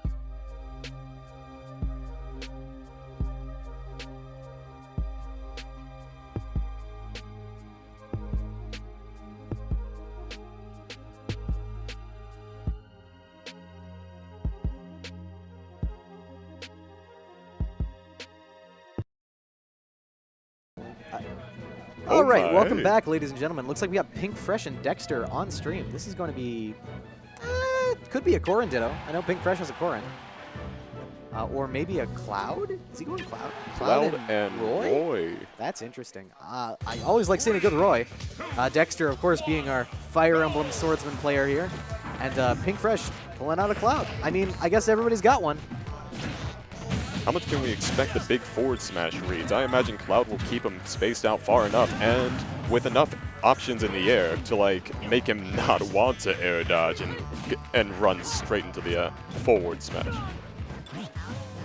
Well, I mean, speaking of forward smash reads, both of these characters very punishing forward smashes, able to kill at very early percent, particularly Roy's with its sweet spot so close to his blade. You make Cloud misspace something, and he's going to pay for it dearly. With Limit Online, Cloud is in a very advantageous position right now. We'll see if Dexter is able to burn it somehow. Roy opting for side B a lot over tilts or aerials. Now, this is going to be a bit of a newbie question, but can you enlighten me as why he chooses side B? Well, it's a consistent punish. It does good damage. I'm not sure which situation specifically you're talking about, like the side B use. You'll notice he's approaching with aerials a lot. Like that's sort of his game plan, which is sort of I think sort of a Marth mentality. It works for Roy too because his aerial drift is really strong. But because of the way you have to space Roy's aerials, they're a bit less safe to use to approach than Marth's. Even percents though, and with a down tilt into, was that an untechable spin perhaps? I did not have the eyes to see it. One way or another, we got a down tilt into a dash attack, which will take Cloud's first stock. And I see the side B use now. I do think he's using that because it is a very consistent punish, particularly at low to mid percents. You're able to rack good, solid damage, and if you do certain variants of it, it can also put your opponent in a fairly disadvantageous position, allowing you to juggle them. With side B, I imagine you're the one who decides the momentum, where they go, and you have enough time to determine where you want them to be. Landing back here, taking Dexter's first stock. We're back to a fairly even game, especially considering that Cloud does have limit. He's now super fast, super heavy, and Dexter will have to pull out something in order to take that offline, remove the threat. Cloud going to use that lingering hitbox at the edge on the down tilt. A landing Roy up with air a fantastic mix-up. That was really cute. Like a landing up air into like a grab confirm. I don't think I've seen that. It was a landing up air cross up into a grab confirm. This man's nuts. And he's got 71% on Cloud. Cloud doing those short hops, but it looks like Dexter's just weaving in and out successfully. Ooh, we got that landing down air to beat out Dexter's aerial pressure. And that... A fine combo to end it. Fresh just stole that. I mean, not really, because like he could have air dodged it, but still, like he chased him so far. He definitely like carried it away. Like, where are you going? Off into the sunset. And there's somebody like winking over the sun, just faded out a little. That was a really image. good momentum shift from Pinkfresh. He was able to take his advantageous position and capitalize on it fully. So you can't hate him for that. We're gonna see a run back though. They were on Smashville for the first game, right? I'm not crazy, am I? But anyway, these guys are committed to this this swordsman duel. We'll see if the Young Lion can defeat Soldier First Class in this classic duel. Now, back in Melee, they were playing this all the time. Remember unlocking Cloud in Melee? I've never forgotten. Well, I think Cloud beat me every time he turned up on the screen. Yeah, same. He beat me so hard I got amnesia from Cloud being in Melee. So Dexter, of course, shielding. Cloud likes to stay airborne a lot. He likes to, hang out in the clouds. And you'll see Dexter, catching that roll in with a finishing touch, is able to take that stock in style. In a lot of cases, especially with that placing, that may have been optimal because the hitbox on finishing touch is fairly large. You can cover a number of options. I think maybe with that spacing, the only one he missed was just neutral get up. But I think Dexter felt pressured enough so that he was going to roll on. And now we see Dexter looking for a way to seal the stock. That dash attack will be unsafe. It did cross up, but even that is not enough to escape Roy's fairly strong punish game. And right now we got Cloud in a juggle situation, struggling to find a way back down. That dash attack, of course, not quite being punishable enough. We've got a little bit of a combo here. Dexter expending his second jump, which was a little bit risky there, but Pinkfresh is going to let him back on stage, and just like that, going to punish that dash attack with a forward tilt. Definitely feeling the pressure, but Pink Thresh, I'm going to say. Is that a skin? I kind of... Do I want to imagine? Like, is that like Arcade Thresh, or...? Anyway, League of Legends is a different game. This is Smash for Wii U. In Smash for Wii U, Cloud, of course, being one of the best characters. Roy, a little, underappreciated, I'd say, on your tier lists. And maybe we're seeing... You cannot sleep on Roy. Well, of course not. Look Like, at, you underestimating, you're getting forward smash at 60%, and you were going out of here. And I don't think Pink Fresh is underestimating him, but he is using his character's kit to its fullest extent. Right now. We got 50% on the board, though, and honestly, if you told me that was kill percent, I'd believe you, but it doesn't matter. Pink Fresh sealing that out. Straight up. No more Roy. Cloud's going to take that. I know, I'm a little salty, too. Like, because Limit Blade Beam is not a good move until it's a good move. Like, because nobody ever throws it out, nobody's thinking you're going to throw it out. So it becomes way better whenever you throw it out in an unexpected situation like that. You don't expect Cloud to be the type of character who's going to kill you off of a snipe. And that's what sort of happened there. It was a very unexpected limit usage that was able to take the second stock and the set for Pink Fresh. And if I recall correctly, this neutral B was placed at such a spot that if he actually air dodged neutral B, he would go too low to actually recover. Which is very smart, actually. Very smart placement from Pink Fresh. Like, sort of a, darned if you do, darned if you don't situation. Option coverage, that's the key here. Cloud has very strong option coverage. Of course, we saw in a lot of situations he was using his very big aerials to sort of keep Roy in disadvantage. Of course, his limit usage also covering a number of options. We saw at ledge whenever Roy was knocked down, he used finishing touch to seal Roy's stock because he knew, well, I mean, I don't think he spaced it quite right, but the theory is finishing touch would have covered pretty much every one of his get-up options at that point. All right, so we've got our, sorry, what was your tag? I'm going to be hopping off. I'm Sweet Buns. Yeah. You'll Okay. have a fantastic night. Sweet Buns hopping off, and I think I'll be joined by J-Dog on commentary. All right.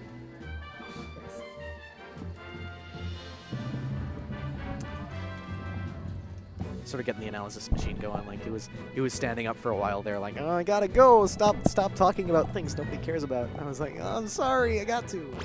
It's a compulsion, but. All right, how's it going, everybody? Replacing our resident Barry White. It's J-Dog on the mic. How you doing, man? Barry White? Barry White, I'm not sure I catch that reference.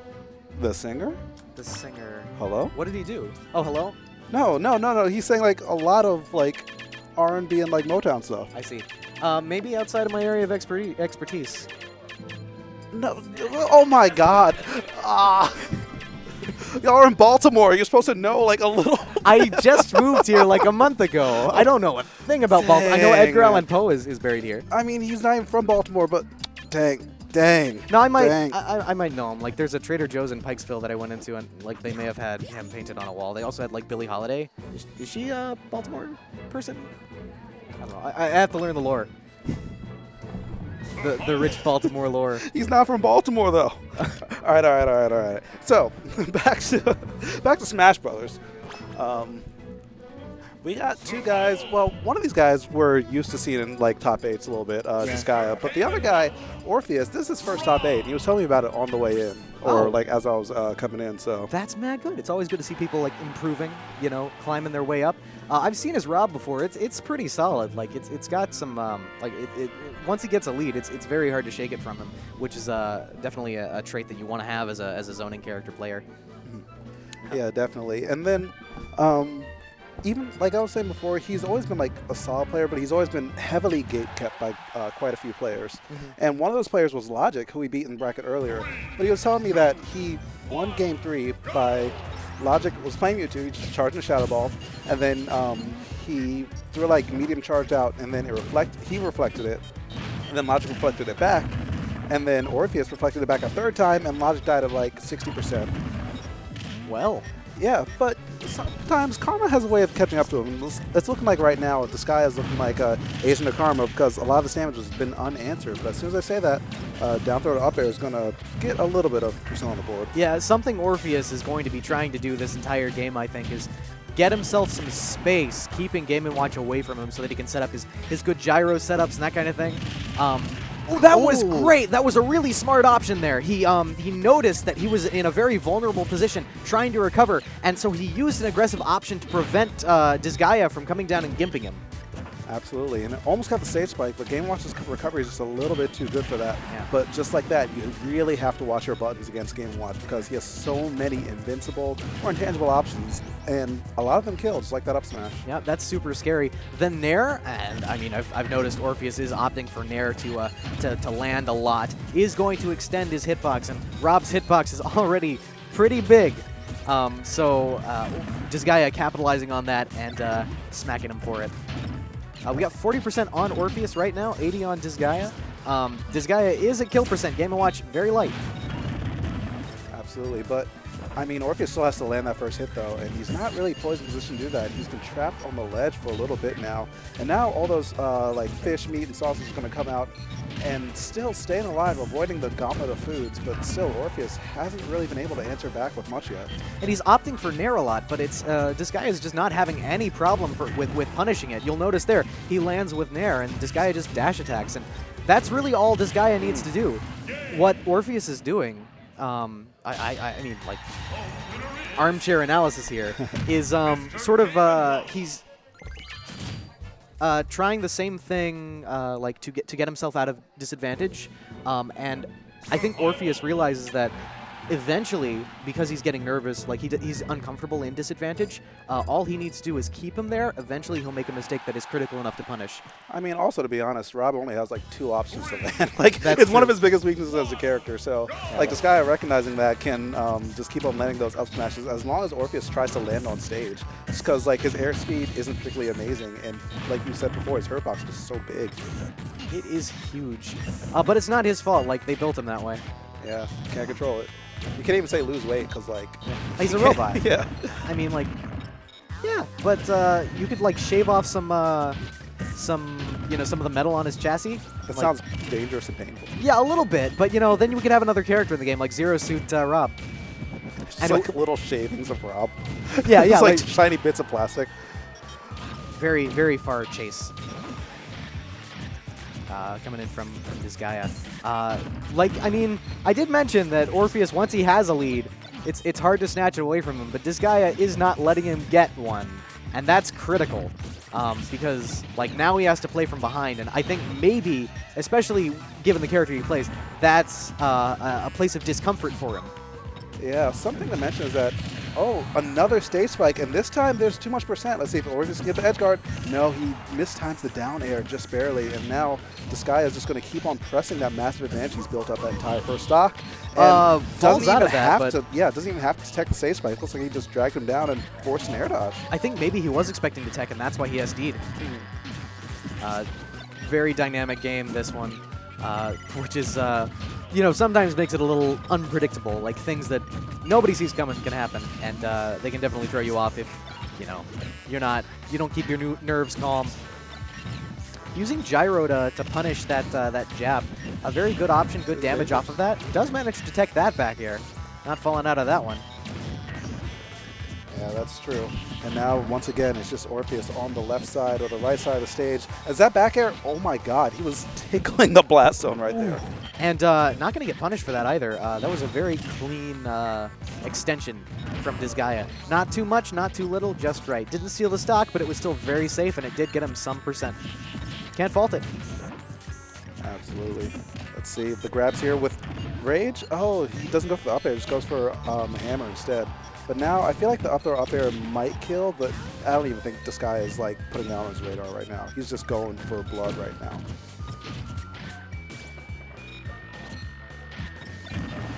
Another F-tilt's going to stuff out that jump attempt. Let's see what Disgaea has in the edge guard. Another aggressive recovery option, and it does get him out of that. Disgaea able to tech it, of course. Great tech, yeah. So, he's living. But still, it's a very smart thing that Orpheus does on recovery. He is almost entire stock down, though, and that down tilt will seal it. Well, sometimes that happens, especially this is Orpheus' first top 8, right? He's got to be feeling the pressure. A little bit, yeah. I mean, especially playing on stream, like trying to get a little bit further in bracket against a player that like you feel like you could probably beat. The nerves are probably going to show up a little bit. Yeah. And, that happens to everyone. All right, so we have some advertisements coming up. So right after the break, we'll keep on progressing through this top 8, but in the meantime, sit tight.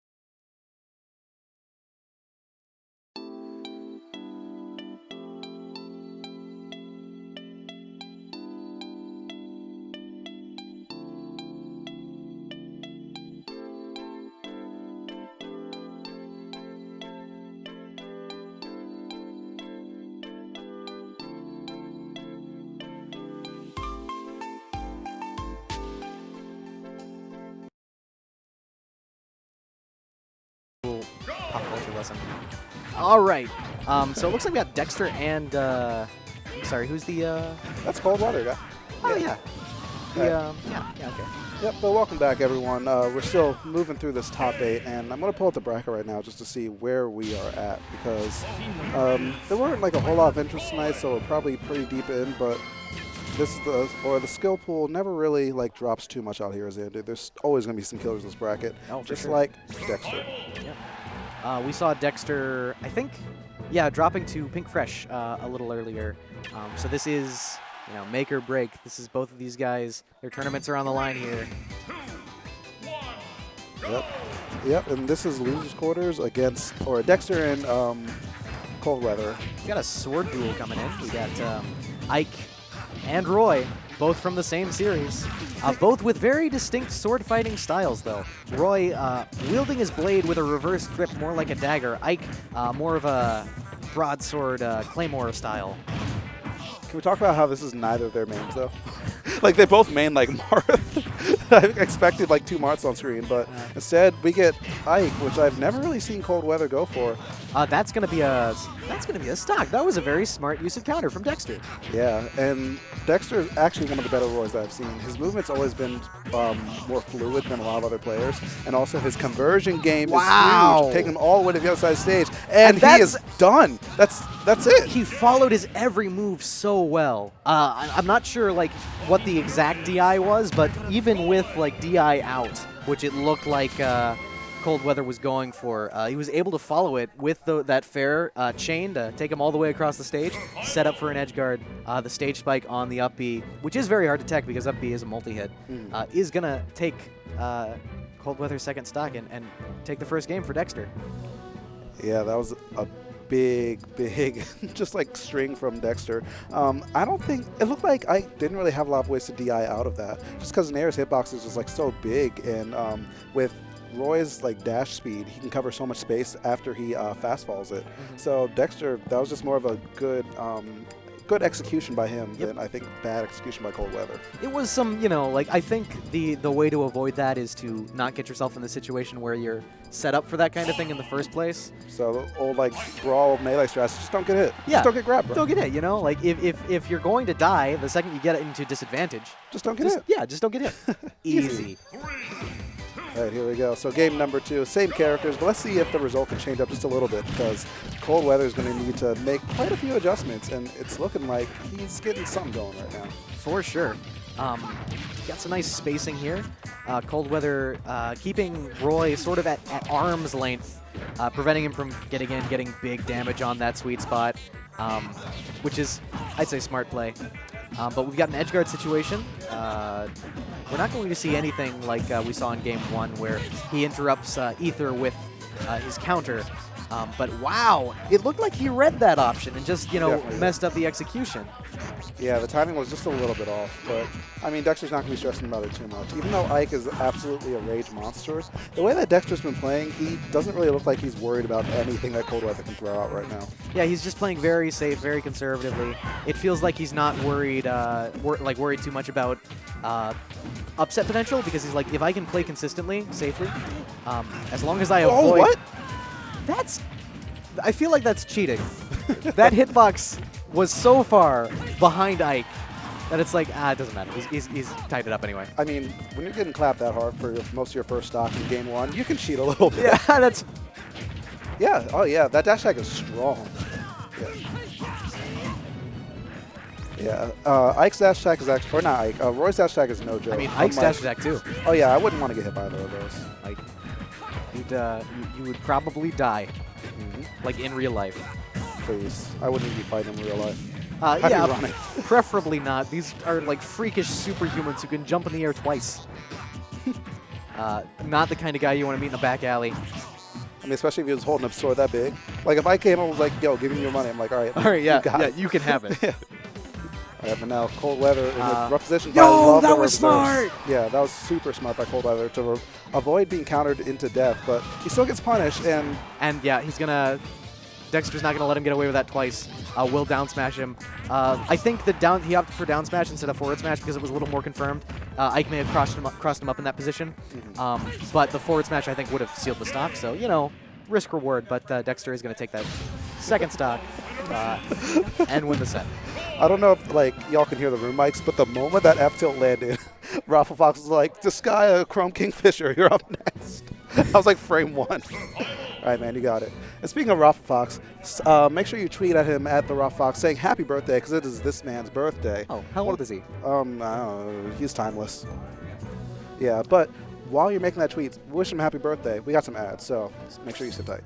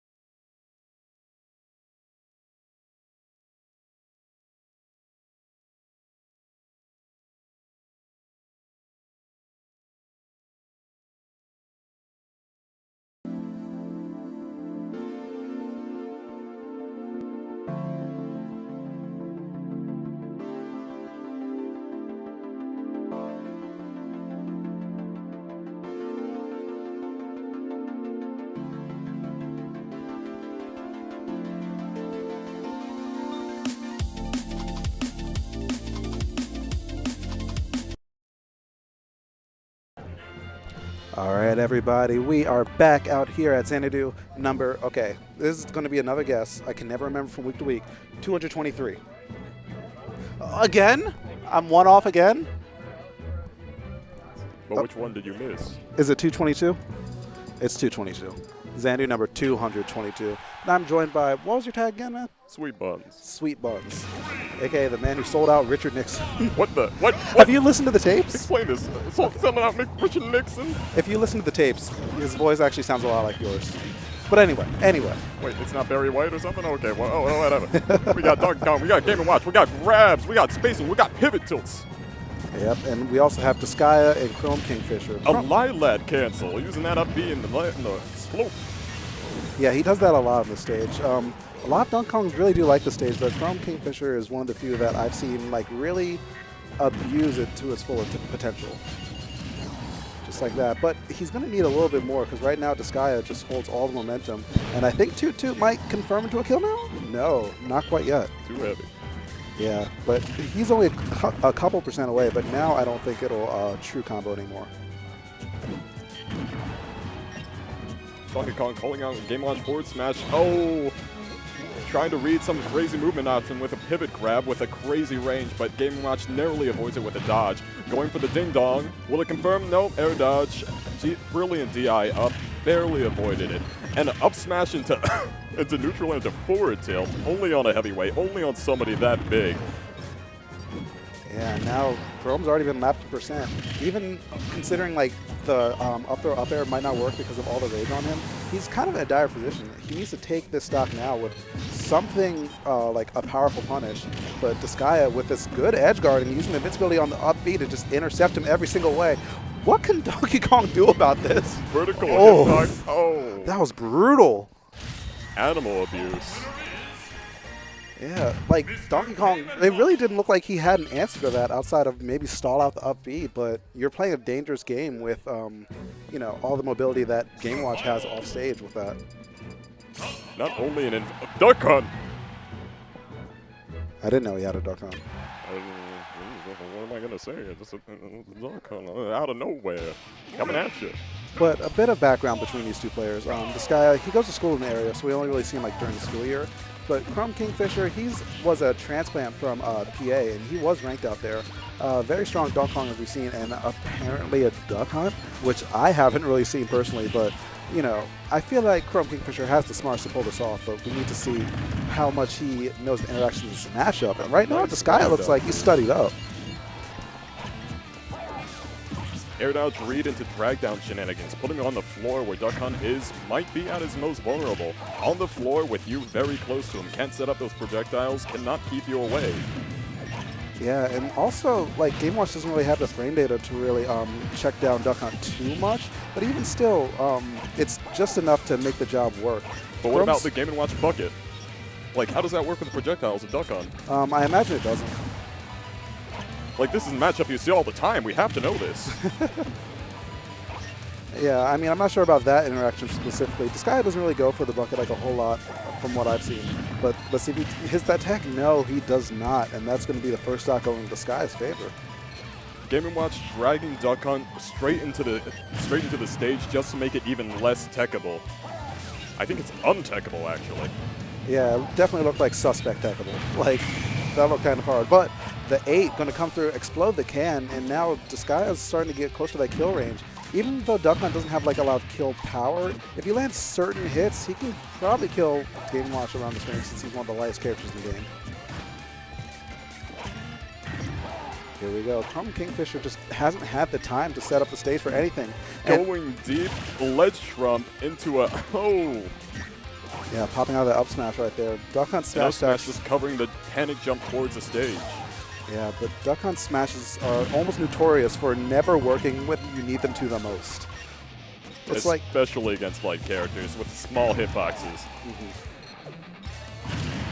Let's see, that was actually a good trade by Chrome, keeping him in a better position and putting his speed back underground.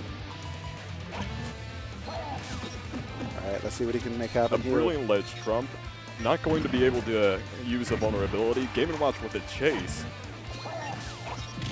Trying to keep him out with the forward air, eventually getting him with the up air, and yeah, as soon as he was forced to recover high, you are absolutely done. All Game & Watch has to do is walk and follow up on that, and that's exactly what Disgaea was ready for. So that's going to be another clean 2-0 coming through for our resident Game & Watch player in Disgaea. All right, y'all, so we have more matches coming up soon right after this, but I imagine we have some more advertisements for y'all, right?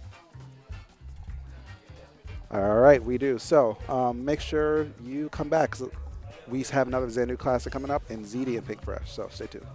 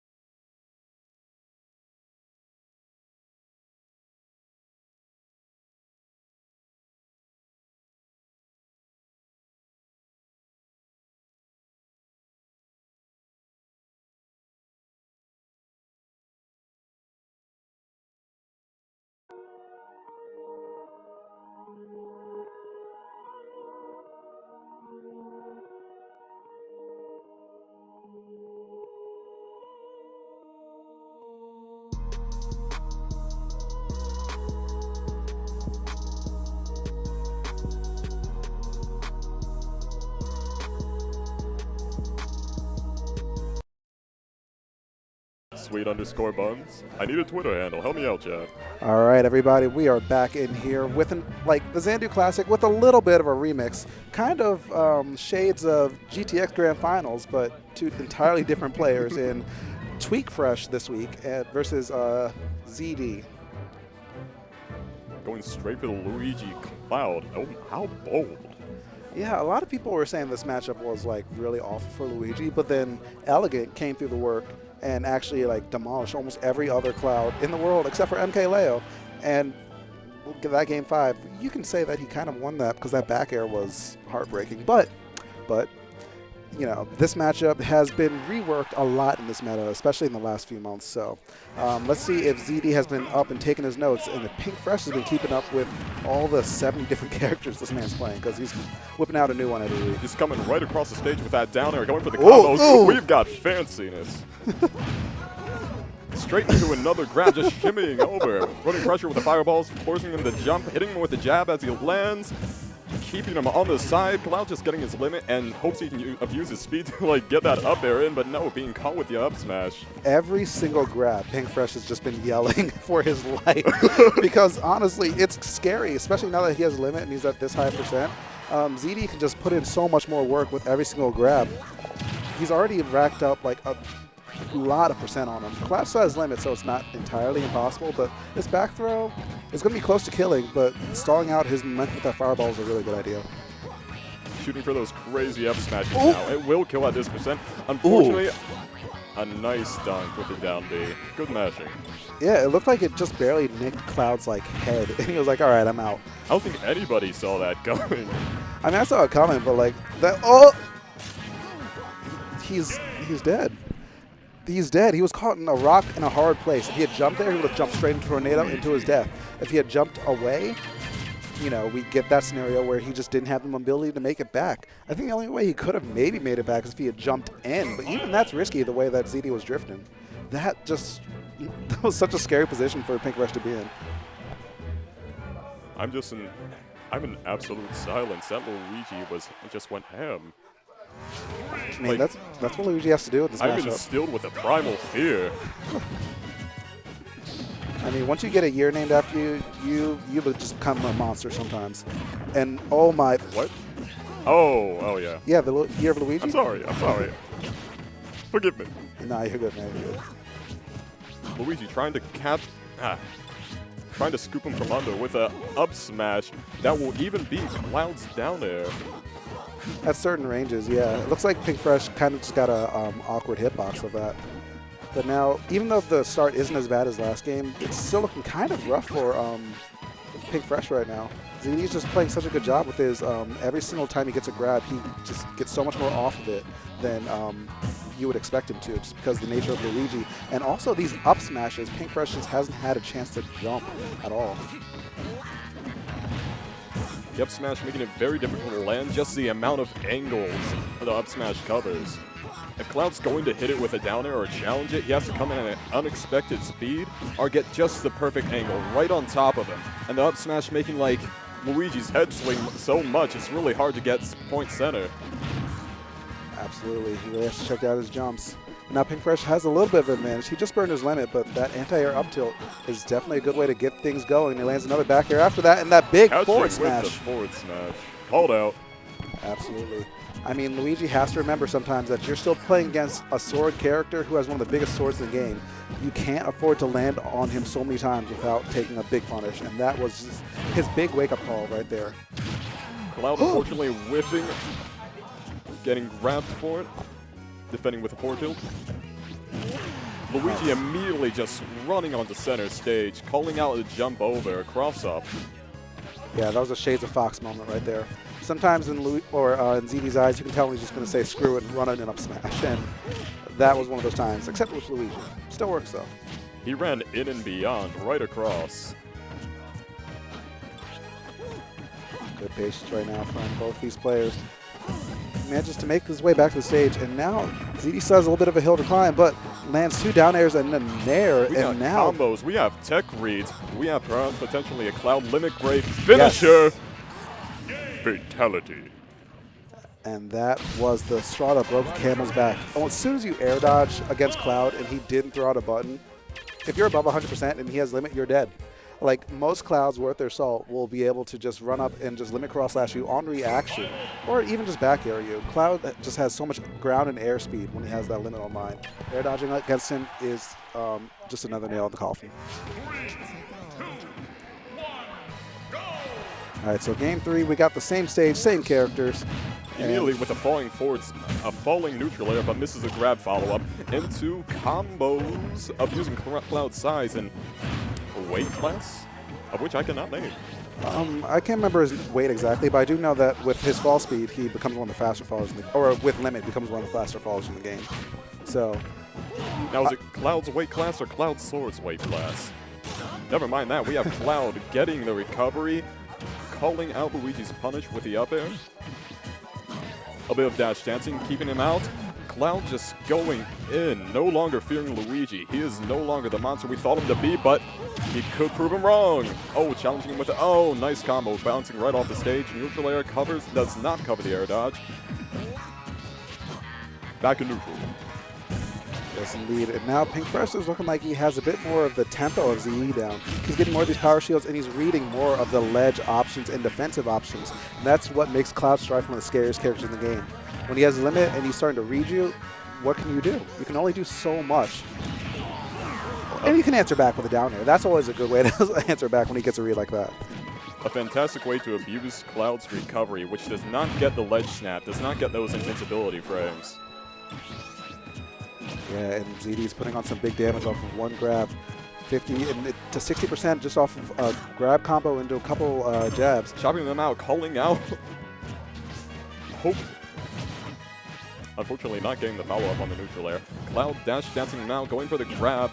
Not getting a whole lot of follow-up. Cloud's grab game, but only gaining stage presence.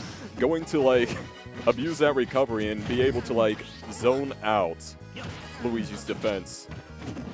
And now ZD's in a scary position.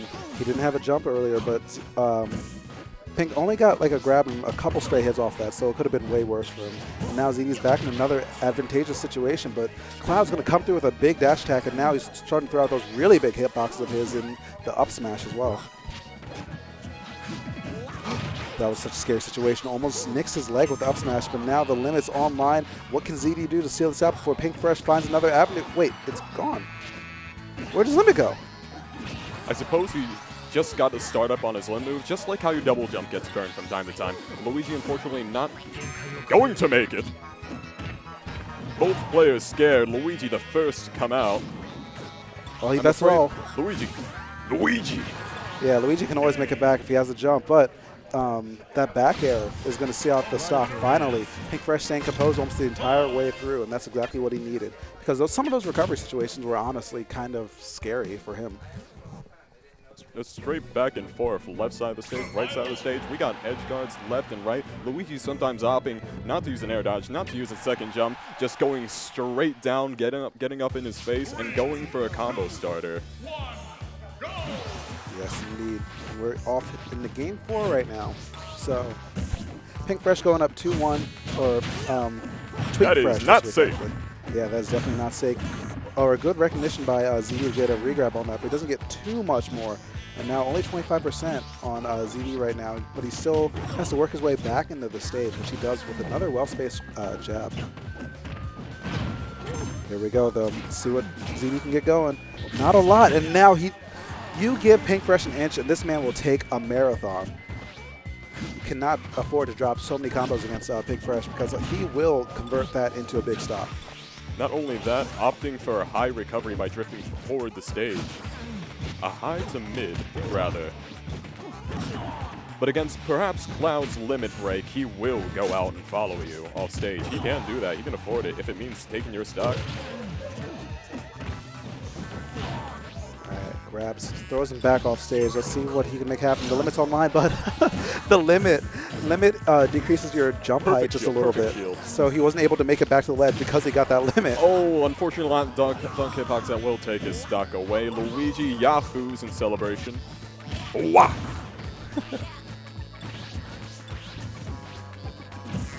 Alright, nice power shield on that back air.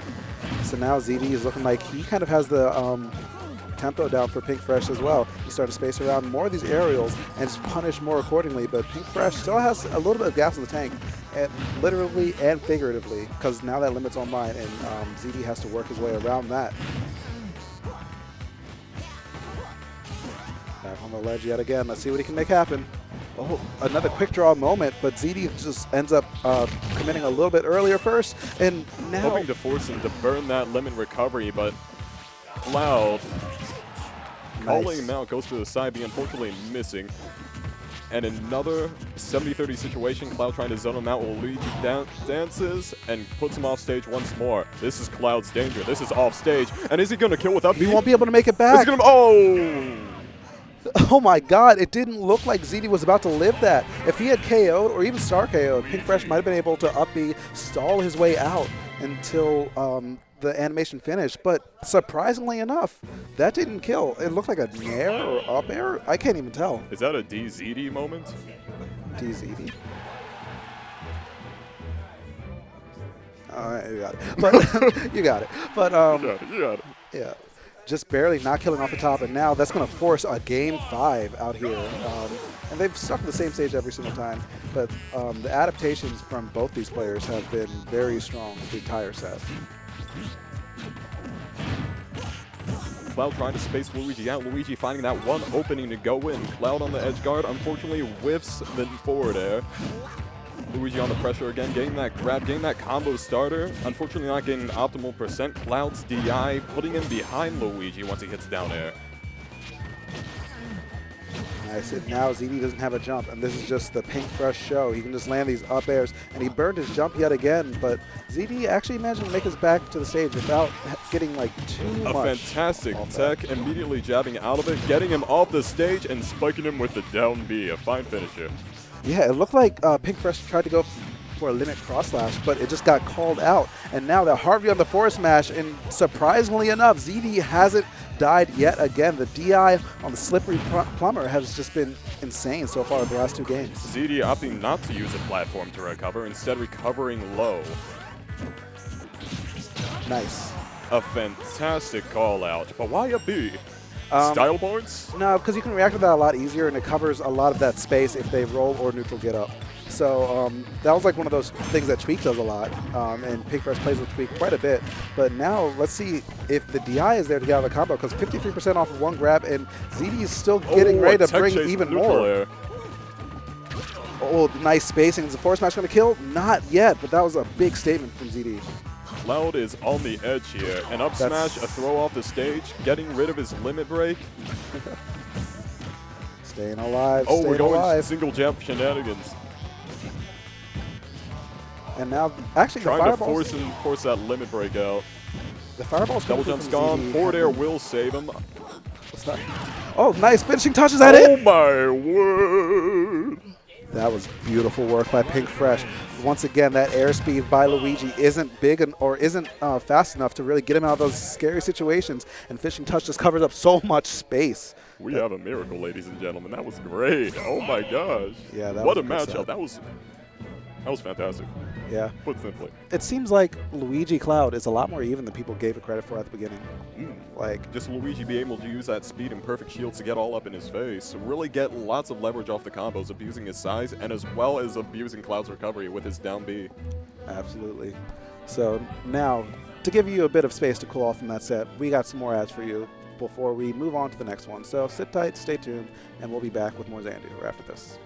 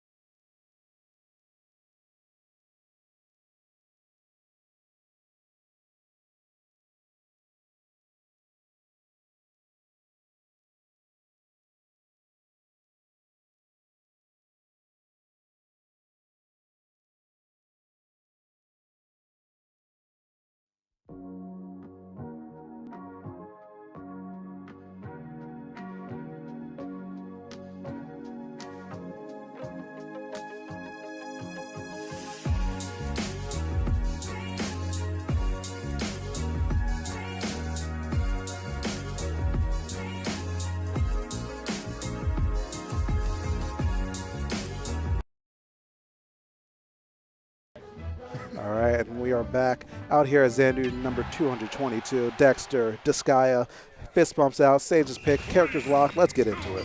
Game 1. Corn going to be zoning out that Game & Watch. Game & Watch going straight for the dash into roll in just to mix them up, just to cross them, just to get those early percent grabs in, the big combos. And now we don't really see Dexter's Corn a whole lot these days because his Marth has been putting in so much more work for him. Even though his Corn is very strong still. But I guess it's just kind of a matchup thing. And for some reason it seems like Corn's going to be the pick in the Game & Watch matchup. And now it's looking like, you know, it's kind of easy to see why now that I actually see this match unfolding.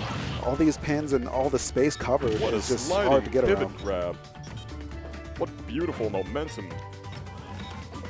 Yeah, absolutely. The momentum from Dexter coming through is just absolutely palpable. He's pretty much has Dexter at kill percent. The back air is not going to do it yet, but it's just going to be another just check saying to Disgaea, you cannot run in on me without fearing all these hitboxes, without fearing the sword. And up throw, I don't think we'll kill just yet without any rage, but it's probably will start to kill soon.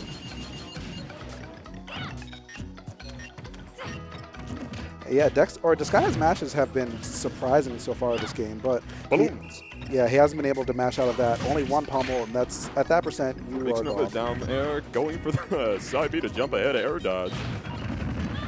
Those mix-up being a little too risky against a melee-heavy character like Game & Watch. Absolutely. You can only do so much as Game & Watch. After your opponent just starts spacing you out like that, sure, you have intangibility on some of your stuff, but you have to get into a range where it works. And if you're like being spaced out of that range the entire time, it's just bad news bears.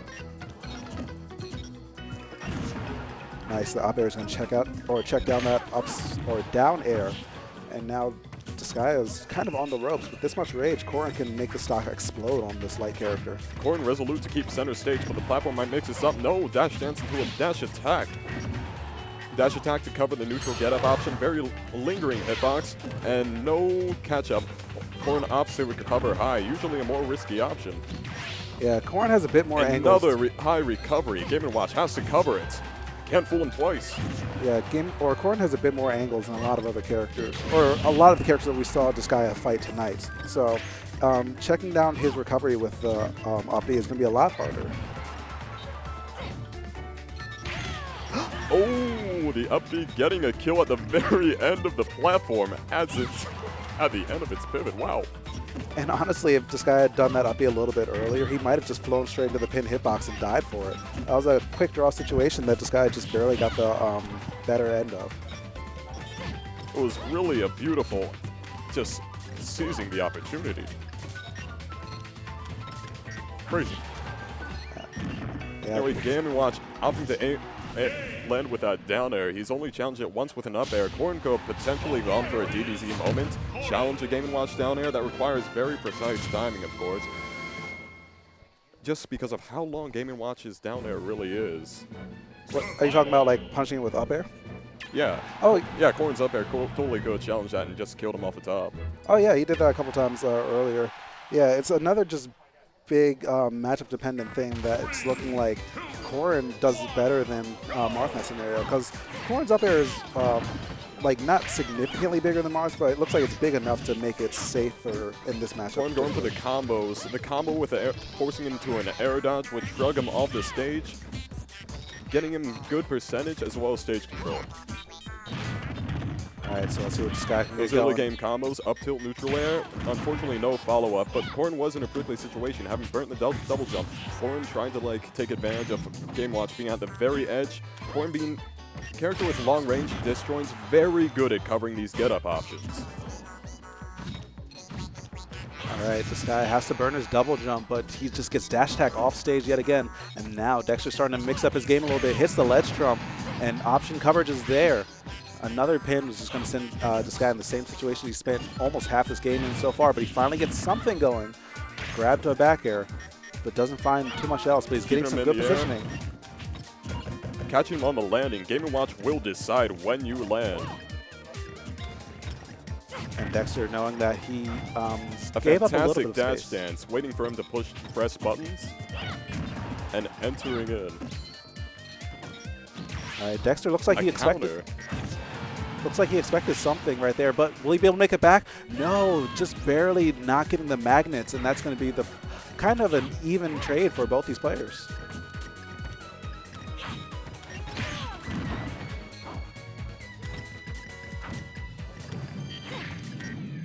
All right, now it's looking A like perfect show of invincibility for him.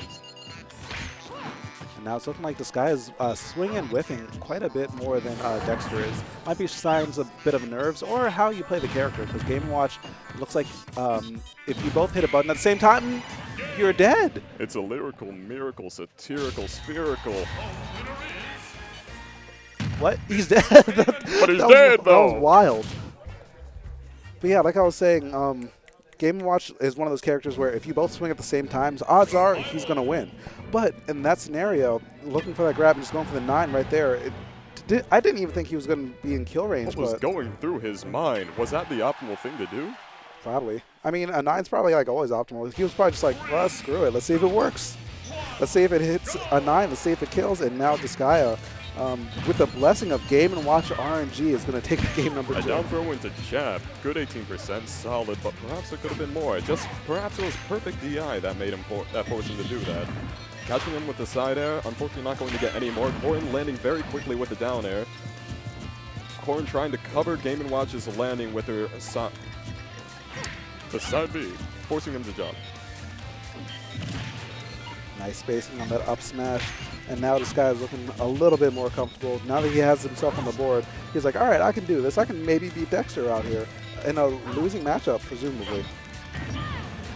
And he's starting to use the invincibility on these hitboxes, especially the dash attack. And now the coverage by Disgaea is going to be enough to take out that first stock way earlier than any other stock in this game so far, and putting him in a huge lead, and Disgaea's not hitting the brakes on that just yet. A brilliant covering the roll with a forward smash. Mixing up the landing with the side B, the insta-pin coming out.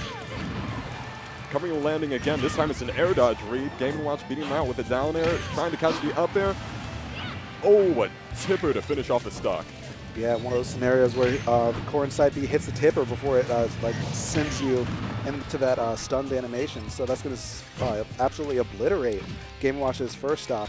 And now Dexter making some lemonade out of this lemon right now, because the first stock definitely wasn't in his favor. And now Disgaea still has his advantage, and he's ready to take it all the way, but Dexter hits the recovery just right. All right, good conversion. Almost hits his Nice tipper combos, side B. keeping him off. Keeping him in the air. His double jump is gone. Oh, unfortunately not being able to punish the landing. We've got combos right after he lands. Immediately seizing back the advantage. That's what you do in these games. The moment you have an advantage, you have to decide what to do with it. Absolutely. And now It's looking too like, fast. it's looking like Dexter is ready to take this little bit of a lead that he's finally got all the way back home to move on through the bracket. He's looking for these tipper scenarios, but Dexter, or Disgaea, definitely knowing that he's going to try and space out all of his hitboxes to either clank or kill. Dexter's on the ledge. He bets it all, but the forward smash gets Does not misinput. come out. Yeah, he gets a forward tilt instead. Still another good scenario. A Gimp attempt using the wind hitbox, keeping him in the air, and special fall, but unfortunately not getting the final punish. Just dash dancing, shields all around, people being very careful. We got a grab, double jump spurt, he's in the air. Oh! Up smash not connecting miss. yet again. Now let's see what Dexter has left in the tank. He's still staying so patient. The back airs are starting to come out. And the pin almost clanking with that up smash right there. That's a serious scenario. Dexter playing with fire right now. Almost gets that hit, and that side B is going to be the final hit that Dexter needs. Reversing, reading that roll in, and that's going to be it from Dexter. Unless this is a best of 5. Dexter It's a actually best just of goes 5. up. It's a best of 3. Okay, just confirm. Thank you. I'm sorry. Let's see. Yeah, there's losers quarters. Yep, that was losers semis. That was losers semis. Rough Fox will have to confirm that. Can my heart take any more? That was great. Let's see. Yep, it's looking like the handshake's coming out. So that was a best of 3, and that's going to be Dexter moving on through the bracket into loser semis.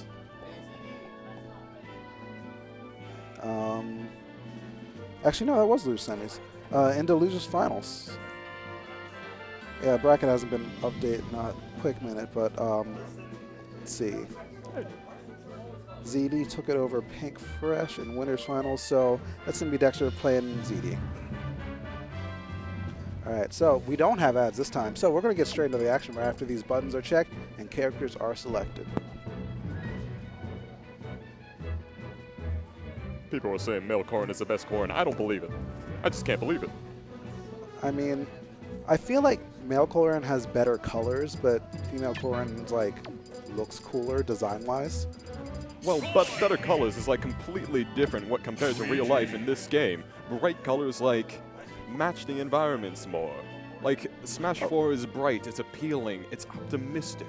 But all right, so we got Money a Files. subscription from A Money Files. Thank you for the subscription, my guy. Enjoy those emotes, and thanks for supporting VGBC. Thank you for your subscription.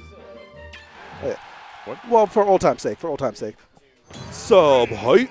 So, I'll get used to it. I'll get used to it. It'll come with time. Don't worry, man. It's because I'm a substitute sub hyper. Okay. Where's our boy Luigi going for the grabs? We got forward air coming up. All right. So, the match. Dexter going with his Roy a little bit more tonight, and so far, like a lot of people feel like this matchup is even, but both characters will absolutely destroy the other one in certain scenarios. Luigi, it's as soon as he gets that grab.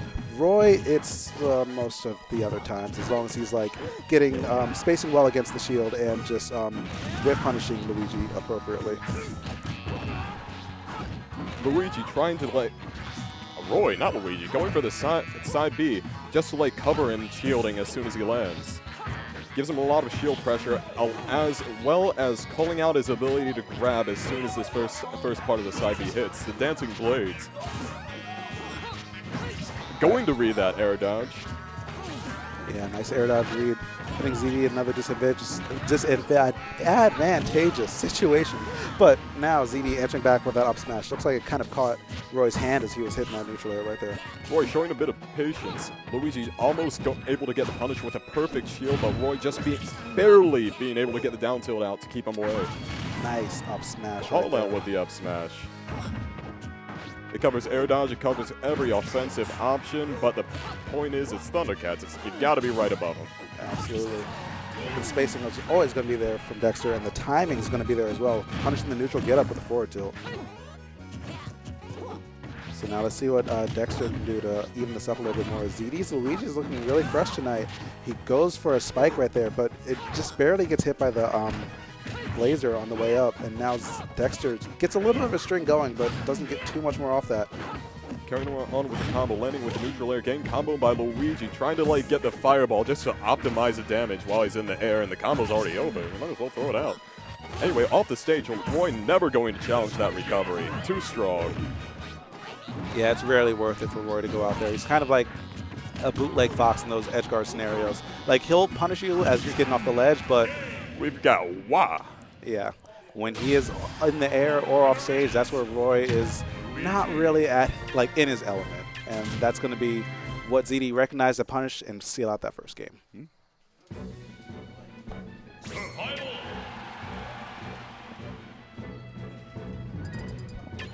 Give him the chops.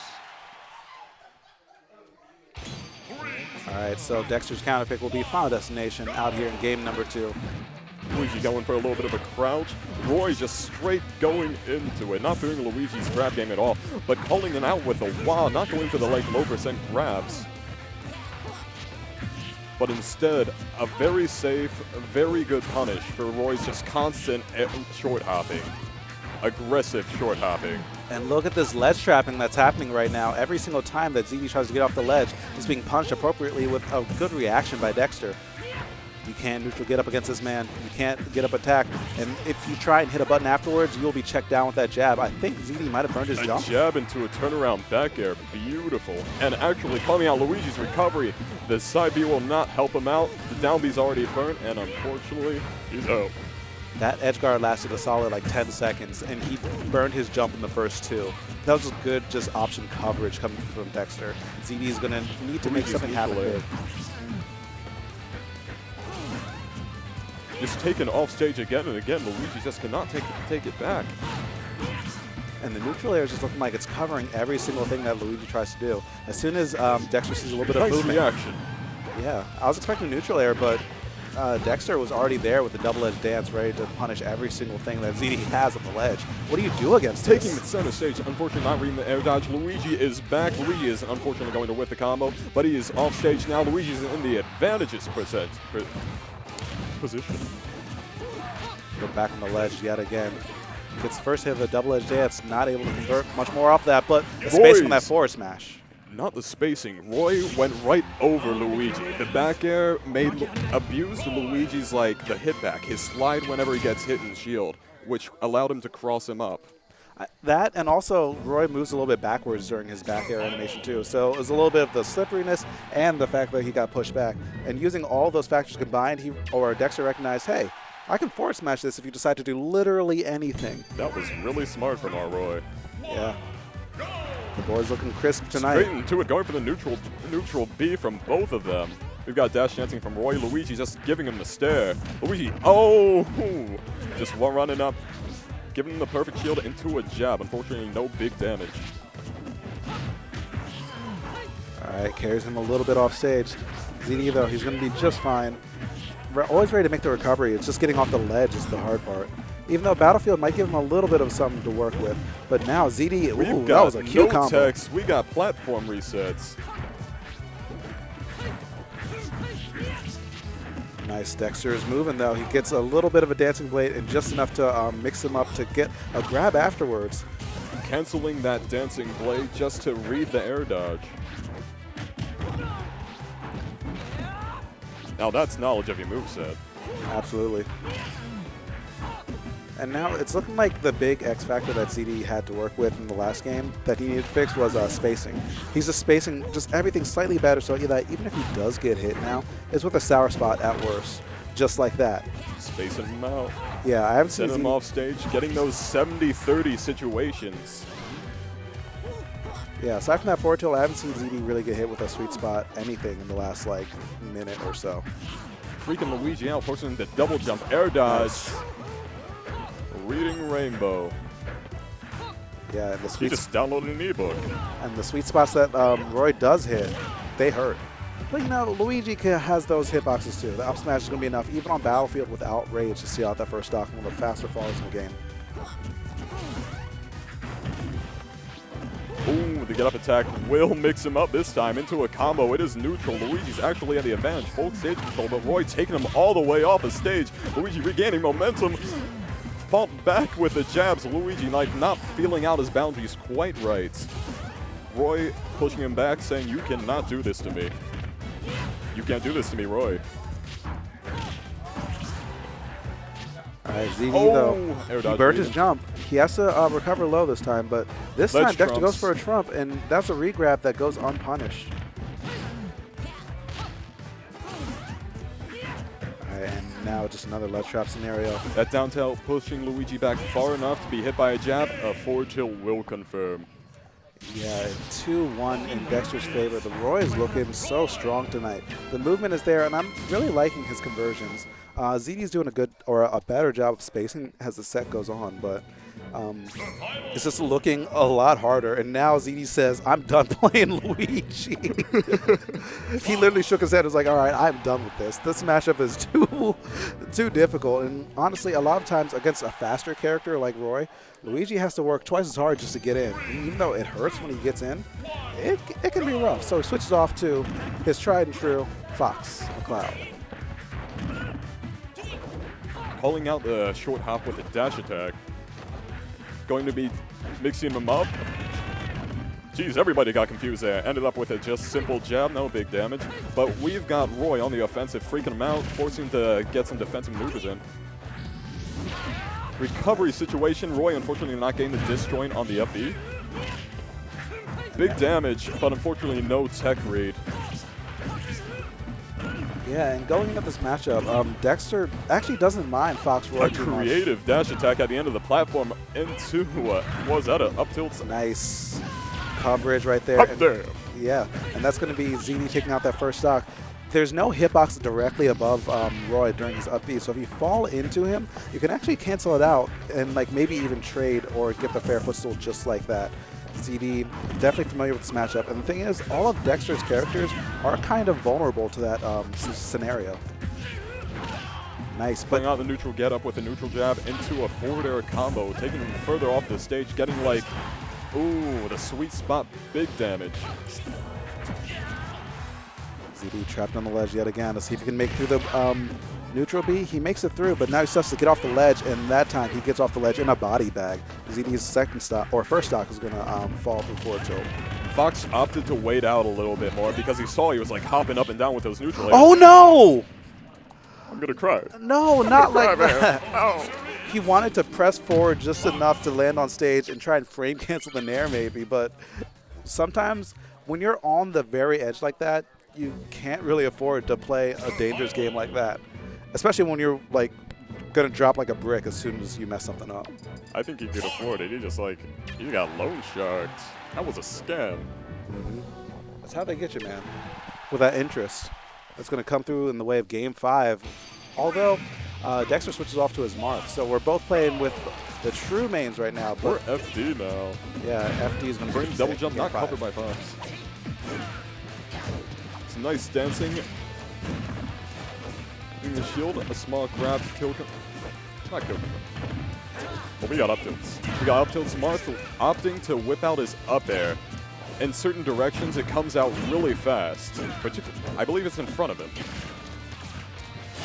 That sounds about right. But the thing is, like during those up tilt chains, you have to be really careful that Marth doesn't dolphin slash out of that, because it's still an option that he has. It comes out really quick, and it can intercept a lot of combos. But right now, ZD doesn't look like he's worried about that, or really anything else that Marth can do right now, because he just brings it all the way home. As soon as his feet left the ground, they never came back. Marth was looking out for an air dodge read there, but Fox counter reading. Getting that ebook, it's 99 cents. You don't even put the highlights in. You monster. And ZD's still looking like he's reading that book a little bit more. He's still scouting out these rolls really well. And also, he's scouting out Dexter's aggression, too. Although that time the jump is burned, Dexter put himself in a good position, but he doesn't get enough off that edge guard. But let's see if the dance play can do it. Zombie Not quite straight yet. to fence, straight to center stage. Oh, not angle. gonna quite get it. Nice angling. And Dexter playing so patient, but ZD just says screw it and runs up and grabs him. And he's ready to get a little bit more going. Now Dexter's kind of swinging, landing hits on ZD's shield or whiffing entirely. ZD is looking just more comfortable as time goes on. The recovery gets botched. This but really Dexter putting makes the it back. no ledge Trump, just putting on the pressure. Marth with a cross up, taking center stage, as well as putting enough shield knockback where he probably wouldn't be able to punish. The grab's going to put him back off stage, but now Dexter could finally get something going, but he doesn't get the down tilt that he needs. He's still playing so patient. Just walking back and waiting for ZD to commit to something before he starts to hit a button now. The tempo's in his favor, gets a little bit more damage. And now Dexter Not has going to trapped on cover ledge. the neutral get up with the neutral air. Was so close, just missed space just a little. He was going for that greedy tipper. And now ZD And the says, lingering "My turn." hitbacks on forward smash will not take the game quite yet. But we got pressure, we got stage control, we got single jabs to grabs, taking him off and away. Fox side being Oh, just no. low enough. He should be, no, he doesn't make it back. And that was such a, I don't even want to say unfortunate SD because every single commentator says it. But if you're going to say unfortunate SD, I feel like an air dodge off the ledge into like a Firefox regrab that probably would have killed even if he did make it back is the definition of unfortunate. So that'll be it for ZD's bracket right now. We're doing ads. Yeah, we got ads. So we got some ads. So sit tight because we still have that was Losers Finals, right? Yeah. So we used to have Grand Finals right after this. So sit tight, stay tuned, all that usual stuff.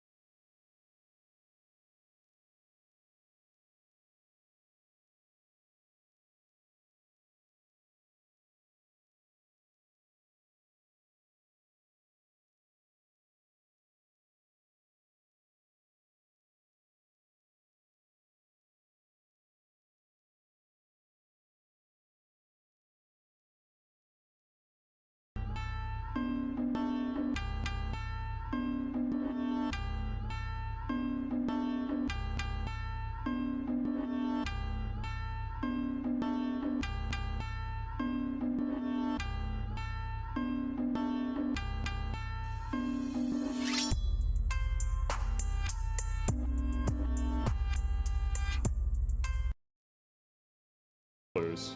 Oh, hi. We're back. I still don't have an exclamation point, J-Dog, and I'm mad. I'm mad. You don't have an exclamation point? What does that mean? What? Like, in the chat. You know what? That's totally unrelated. You mean somebody, like, adding you? It kind of. It's whatever. You're like, gave me that wave of the hand. I'm done. I'm not pursuing this any further. Anyway, we were talking about colors, but we're on the very edge, the verge of grand finals. Yeah, grand final is going to be between these two usual players, except who knows what characters will come out between these two, honestly, because every single week it seems like Pink Fresh is ready to play someone else. Haven't seen Pink Fresh in a while. Guess we'll see Pink Fresh. Pink Fresh is really good. He's going to be whipping out the Cloud. just throwing the Bayonetta out there, just threatening it. It would be a damn shame if I whipped out Bayonetta. So let's see. Let's just run through like the mental list of who Pink Fresh has played in bracket for like the last 2 or 3 weeks. Like I'm pretty sure he's played Cloud, Corrin, Link. I think I'm looking at the character screen now. He might have played. Okay, he'll tell me later. But point is, he's played like 80 different characters in a 52 like character game. He has a lot of characters. What I'm getting at. So, enough to cover like all the matchups he wants and all the little playstyles he wants to cover. And speaking of different characters, Dexter's Straight coming through to for the Donkey windup. Kong. He's putting a tie on. This man's trying to go to work. Just reading the back air with an air dodge into potentially an up air follow-up, going for the juggles. Really, really greedy start of a fantastic read getting in his head. So I actually had the misfortune of playing Dexter's Donkey Kong a couple weeks ago. And that was one of the most frustrating experiences of playing Smash 4 that I've had in a long time. The moment you get on the ledge against him, you can bet that you're getting down tilted or forward tilted or punished until you're at the cargo throw up air percent, and then you are going to die. I really do understand. Like a good Donkey Kong, he ends your stock so fast. It's like, what the heck, man? I didn't even have time to warm up. Yeah, that's kind of the nature of these big bruiser, scary characters like Donkey Kong and Bowser. They don't really give you the time to get the data because if they get that grab, and I guess Dexter didn't trust the percentage right there. It looked like it might have killed, but now no time to mash. But he doesn't have the timing down the siege. It looks like that might have been able to work. No dunks. I Just appreciate barely. the attempt. Donkey Kong still holding the big donkey punch. Cloud using the time, he stalls on the ledge to get his limit. Not able to space him out with the back air. Donkey Kong punching, throw him out, and send him home. Yeah, and Dexter's going to drop deep to avoid any sort of counterattack measures that Pink Fresh was trying to go for right there. The back air is one of Donkey Kong's best aerials, and honestly, it might be one of the better back airs in the game, in my opinion. It's very strong. The foot. Yeah. Nice option, or nice get-up coverage on that forward smash. And that's something that you don't see a lot of Cloud mains I do. wouldn't really say that's coverage. It's neutral get-up coverage because it's a lingering hitbox and it will kill. So good for the time. I'd say it's a hard read. It doesn't cover like jumping get-up, doesn't cover roll around. Doesn't cover roll around maybe on some characters. But Yeah, anyway, on Donkey we Kong got it probably Brass. should. He's off the stage. Oh, Donkey get him Kong out. taking it right back, going to force that limit break, but in return for big damage on his point. Fearing the dunk, opting for the air dodge. In the air right above Cloud, no one wants to be there, but a cross-up from Cloud using his up air to land. Oh no, he wanted up B, but he gets the side B instead. The moment that happened, everyone in the room said, what is happening? And Dexter's going to drop that first game to, well, himself in that last scenario. And now the character switch is going to come out. Let's see what Dexter has to deal with this Cloud, because it's looking kind of rough because Pink Fresh has been running through so many people in this bracket today, and his Cloud's looking really clean in a lot of different just neutral and lead trapping scenarios. But now this is a throwback. We're going. It's a back throw. Throwback, back throw. We're back in 2015, back when Dexter was a Ness main, and I'm pretty sure like he's solo main Ness longer than almost anyone else in the region. I would. He's really hoping to like emulate that Luigi domination of Cloud, really getting in, getting the combos, and carrying him right off stage. Oh, using the final hitbox on the dash attack, pressuring with the forward air. Unfortunately, he's going to like. I'd say unfortunately a lot. I mean, that's fine. But now Dexter, even though this is looking like kind of a rough match in the neutral, he's doing a good job of just catching Pink Fresh and not committing too hard early. Just like that, he just jumps back, waits, throwing out safe back airs, naring out of shield, just trying to keep Pink Fresh off him, because the moment that the momentum gets going in Cloud's favor, if Ness's jump is gone, it's pretty bad news for Dexter. Absolutely, he got lots of percent and the entire, I'm going to say it, conversion off of it. They're using the PSI Mag and just get enough distance to get him back to the ledge. Dexter, he's still doing a solid job in neutral, but every single hit's just been in Pink Fresh's favor. But that was a good PK Fire, snipping out the regular jab coming through from Pink Fresh. Ness using his down B just to like stall his latch to ledge a little bit to not get too framed by the dash attack, but called out with the air dodge. And that was after just heart-stopping position. The PK Thunder 2 was almost ready to just obliterate Pink Fresh if that tech wasn't ready. And granted, Pink Fresh is really good at teching those, but it's still scary to put yourself in that situation and to give yourself up that much damage. But now, none of that really matters because the limit's online. Pink Fresh is just looking comfortable trapping Dexter down the ledge, but now Dexter gets something going with the back throw and doesn't get too much more after that, even though he's still playing patient to a point where he's not putting himself in too many bad positions, which is great. He's just going all over the place, trying to freak him out using his new mobility. Off the stage, trying to get that limit break, but unfortunately the end lag on the up B is going to have him punished and off. I feel like Ness has some of the biggest magnets in the game for like no reason. Like he was 3 feet beneath the ledge after he stopped that PK magnet, and he just kind of was like, oh, I got it. Like his magnets box is like in his head for some reason. It really just like secures a nice angle for Ness, I would say, and perhaps just stalls it a little bit more. Like if Cloud is getting pop happy for edge guard happy. Chill. Pink, I need to calm down a little. Going for the rage early kill. Oh, unfortunately not going to cover it. Yeah, Pink Fresh managing to make it back. Dexter has to be looking for the back row right now. It'll kill almost anywhere on stage, but Pink Fresh knows that Dexter's looking for that. Oh, get him out of here, sending him back down the blast zone. The Shadow Realm. Yeah.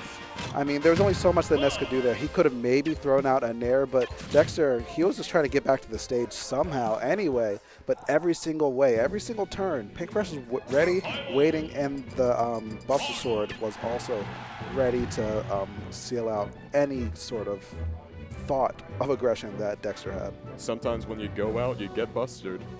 Absolutely. And now, game 3. And this is looking like a 3-0 in the works, but Dexter going with his Marth now. So his Marth is one of his best characters, and honestly, out of all the characters that he has, I feel like Marth is the one with the best Cloud matchup. So this could be what he needs to get himself in the door, but that remains to be seen. But it's all about the spot where Cloud wants you to be. It's very close to the spot where Marth wants you to be, getting those tippers, getting those huge hits. Yeah, absolutely. They both operate in similar zones, but Marth does have the tipper range, or the tipper power, and that's kind of the thing that edges him out in this matchup compared to a lot of other characters with swords. Pink Fresh showing no fear to the side B. He will grab you in between swings. Oh, that was quick. That was decisive. That was dirty. Come through from Pink Fresh. As soon as he saw the positioning, the trigger was pulled, and Dexter has a bit of a hill to climb, but that's a good way to answer. Just stylish. That wasn't even necessary. Come on now. Yeah, if there's a way that you need to answer, that's a solid way.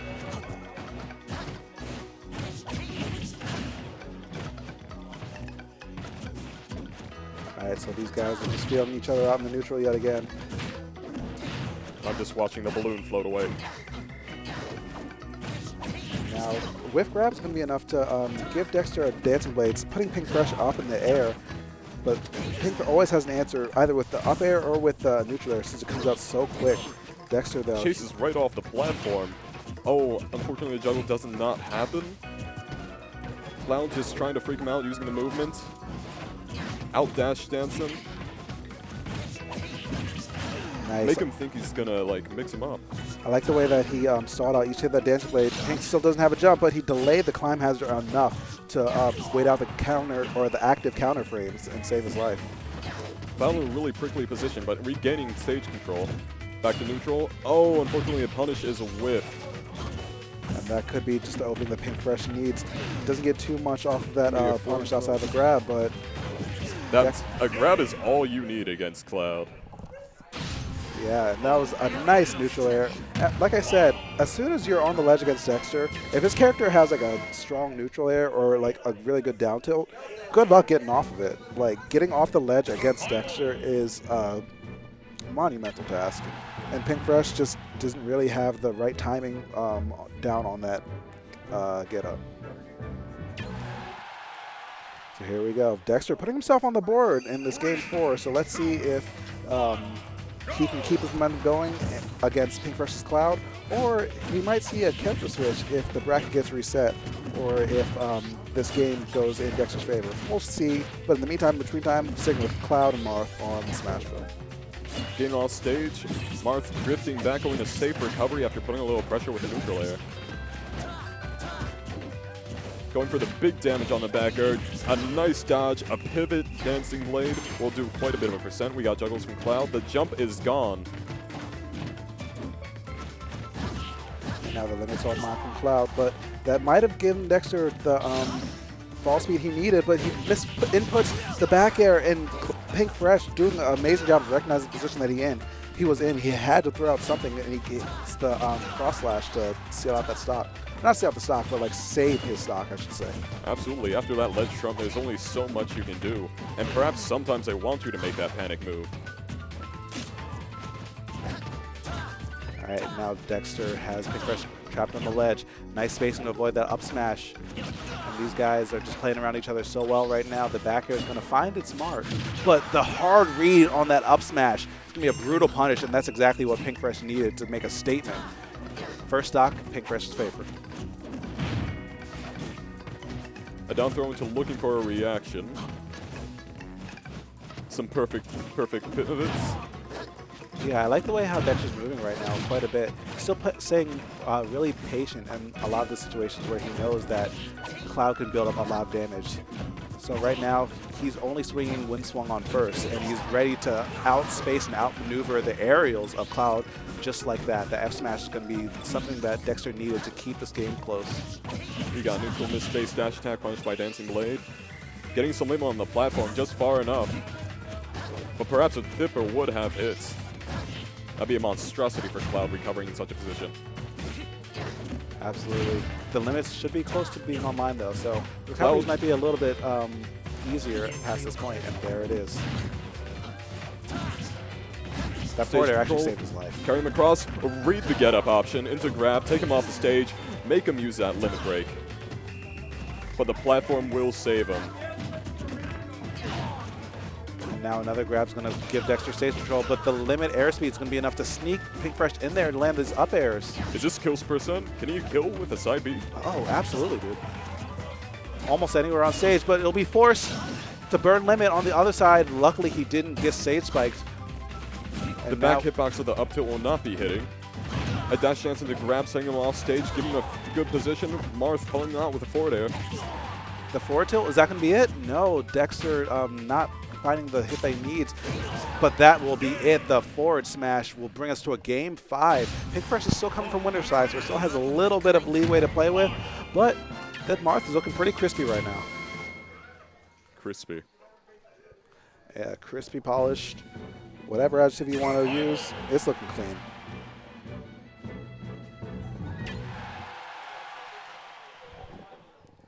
All right, game 5, Smashville will be the locale yet again. Seems like these guys are just not really caring about the stage too much.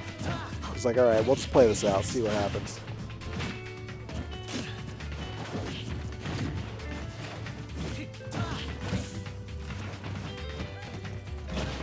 All right, Perfect pivots, just making a show out of his skill. yeah, Dexter's playing so patient. Those perfect pivots aren't just for show. If Pink Fresh decides to commit on an option, like pretty much anything barring just running up deep and grabbing him, the perfect pivot will give him enough time to react and enough space to outmaneuver Pink Fresh all these times. But the, oh my Real god, the kill. blade beam off a missed tech, that was pretty coming through for Pink Fresh. Did he read the mistake?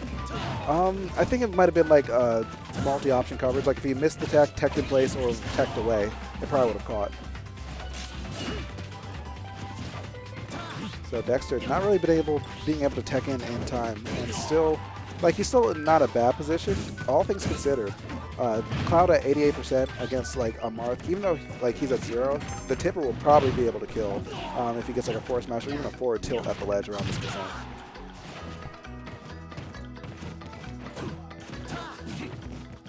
Now we're back in neutral. Cloud has his limit, but Dexter, these neutral exchanges every single time, he's been doing a great job of just whiff punishing Pink. It seems like most of the time Pink's damage is just coming more from an overextension by Dexter off an advantage than from just, you know, a neutral exchange. One thing I've been seeing about Pink Fresh is that he really likes to keep his speed from limit break. He's not using the kill options unless he's guaranteed to hit it. Yeah, and that's smart by him, giving him a little bit more options than normal Cloud would. Just like that, if he didn't have that airspeed, he wouldn't have been able to land that down air. And now this is looking like Dexter's in dire straits. Pink Fresh just walking up and grabbing him and playing so confidently right now. Dexter staying on the ledge. Nice patience, but the Nair is going to put him in bad position in the air dodge coverage, and that's going to be it. Pink Fresh takes another Xanadu coming from winner's side of Grand Finals, 3-2. With Cloud, I should add, with Cloud. A fantastic series and a fantastic set. Yeah, these guys have just always been playing well this entire night. But Pink Fresh, it seems like, you know, his character of the week is just his main of the week. He doesn't look like just a Cloud pocket when he's like Cloud Fresh, like he entered bracket today. He's looking like a Cloud main. When he's entering bracket as like Corrin Fresh, playing Corrin, he's looking clean there too. Like, this man's talent with multiple characters is, in this region, almost unparalleled. But it's good stuff to Dexter making it into Grands as well. Yeah, it's a lot more than just using those transitioning fundamentals you get with each character. It's knowing their frame data, it's knowing their spacing, knowing their tippers, knowing what moves will come out. Yeah, just how you can punish their range, every little bit of it. Hard muscle memory, lots of practice. Absolutely. Every single time. He's just always so refined. But that's going to be it for us tonight. Smash 4 at Xanadu every single Tuesday at 7:30. But if you like the action that you saw here, we still got Melee tomorrow night at 7:30. And then also we have FGC. Stream starts at, I believe, 8 o'clock. So make sure you tune in for Marvel vs. Capcom Infinite and, you know, various other fighting streams that they may have there that night. What else? I don't think... There's no like big events that y'all are streaming this weekend, right? All right, so that's gonna do it here for us. Wait, there's one more thing. Yo, Ralph Fox still here? Cold weather. There's one more thing. Can you grab Ralph Fox real quick? All right, like I said before, we do have a birthday in the house tonight, and I want to make sure this man is recognized because the work that this man has been putting in for Xanadu in general has been just absolutely great for him. Or great for everyone, and I'm trying to find him so that we can show the man some love, but Cold Weather, you had one job. Let us love you, Cold Weather. All right, Nick's bringing him out. I want to make sure this man is recognized on his birthday. Hunt him down.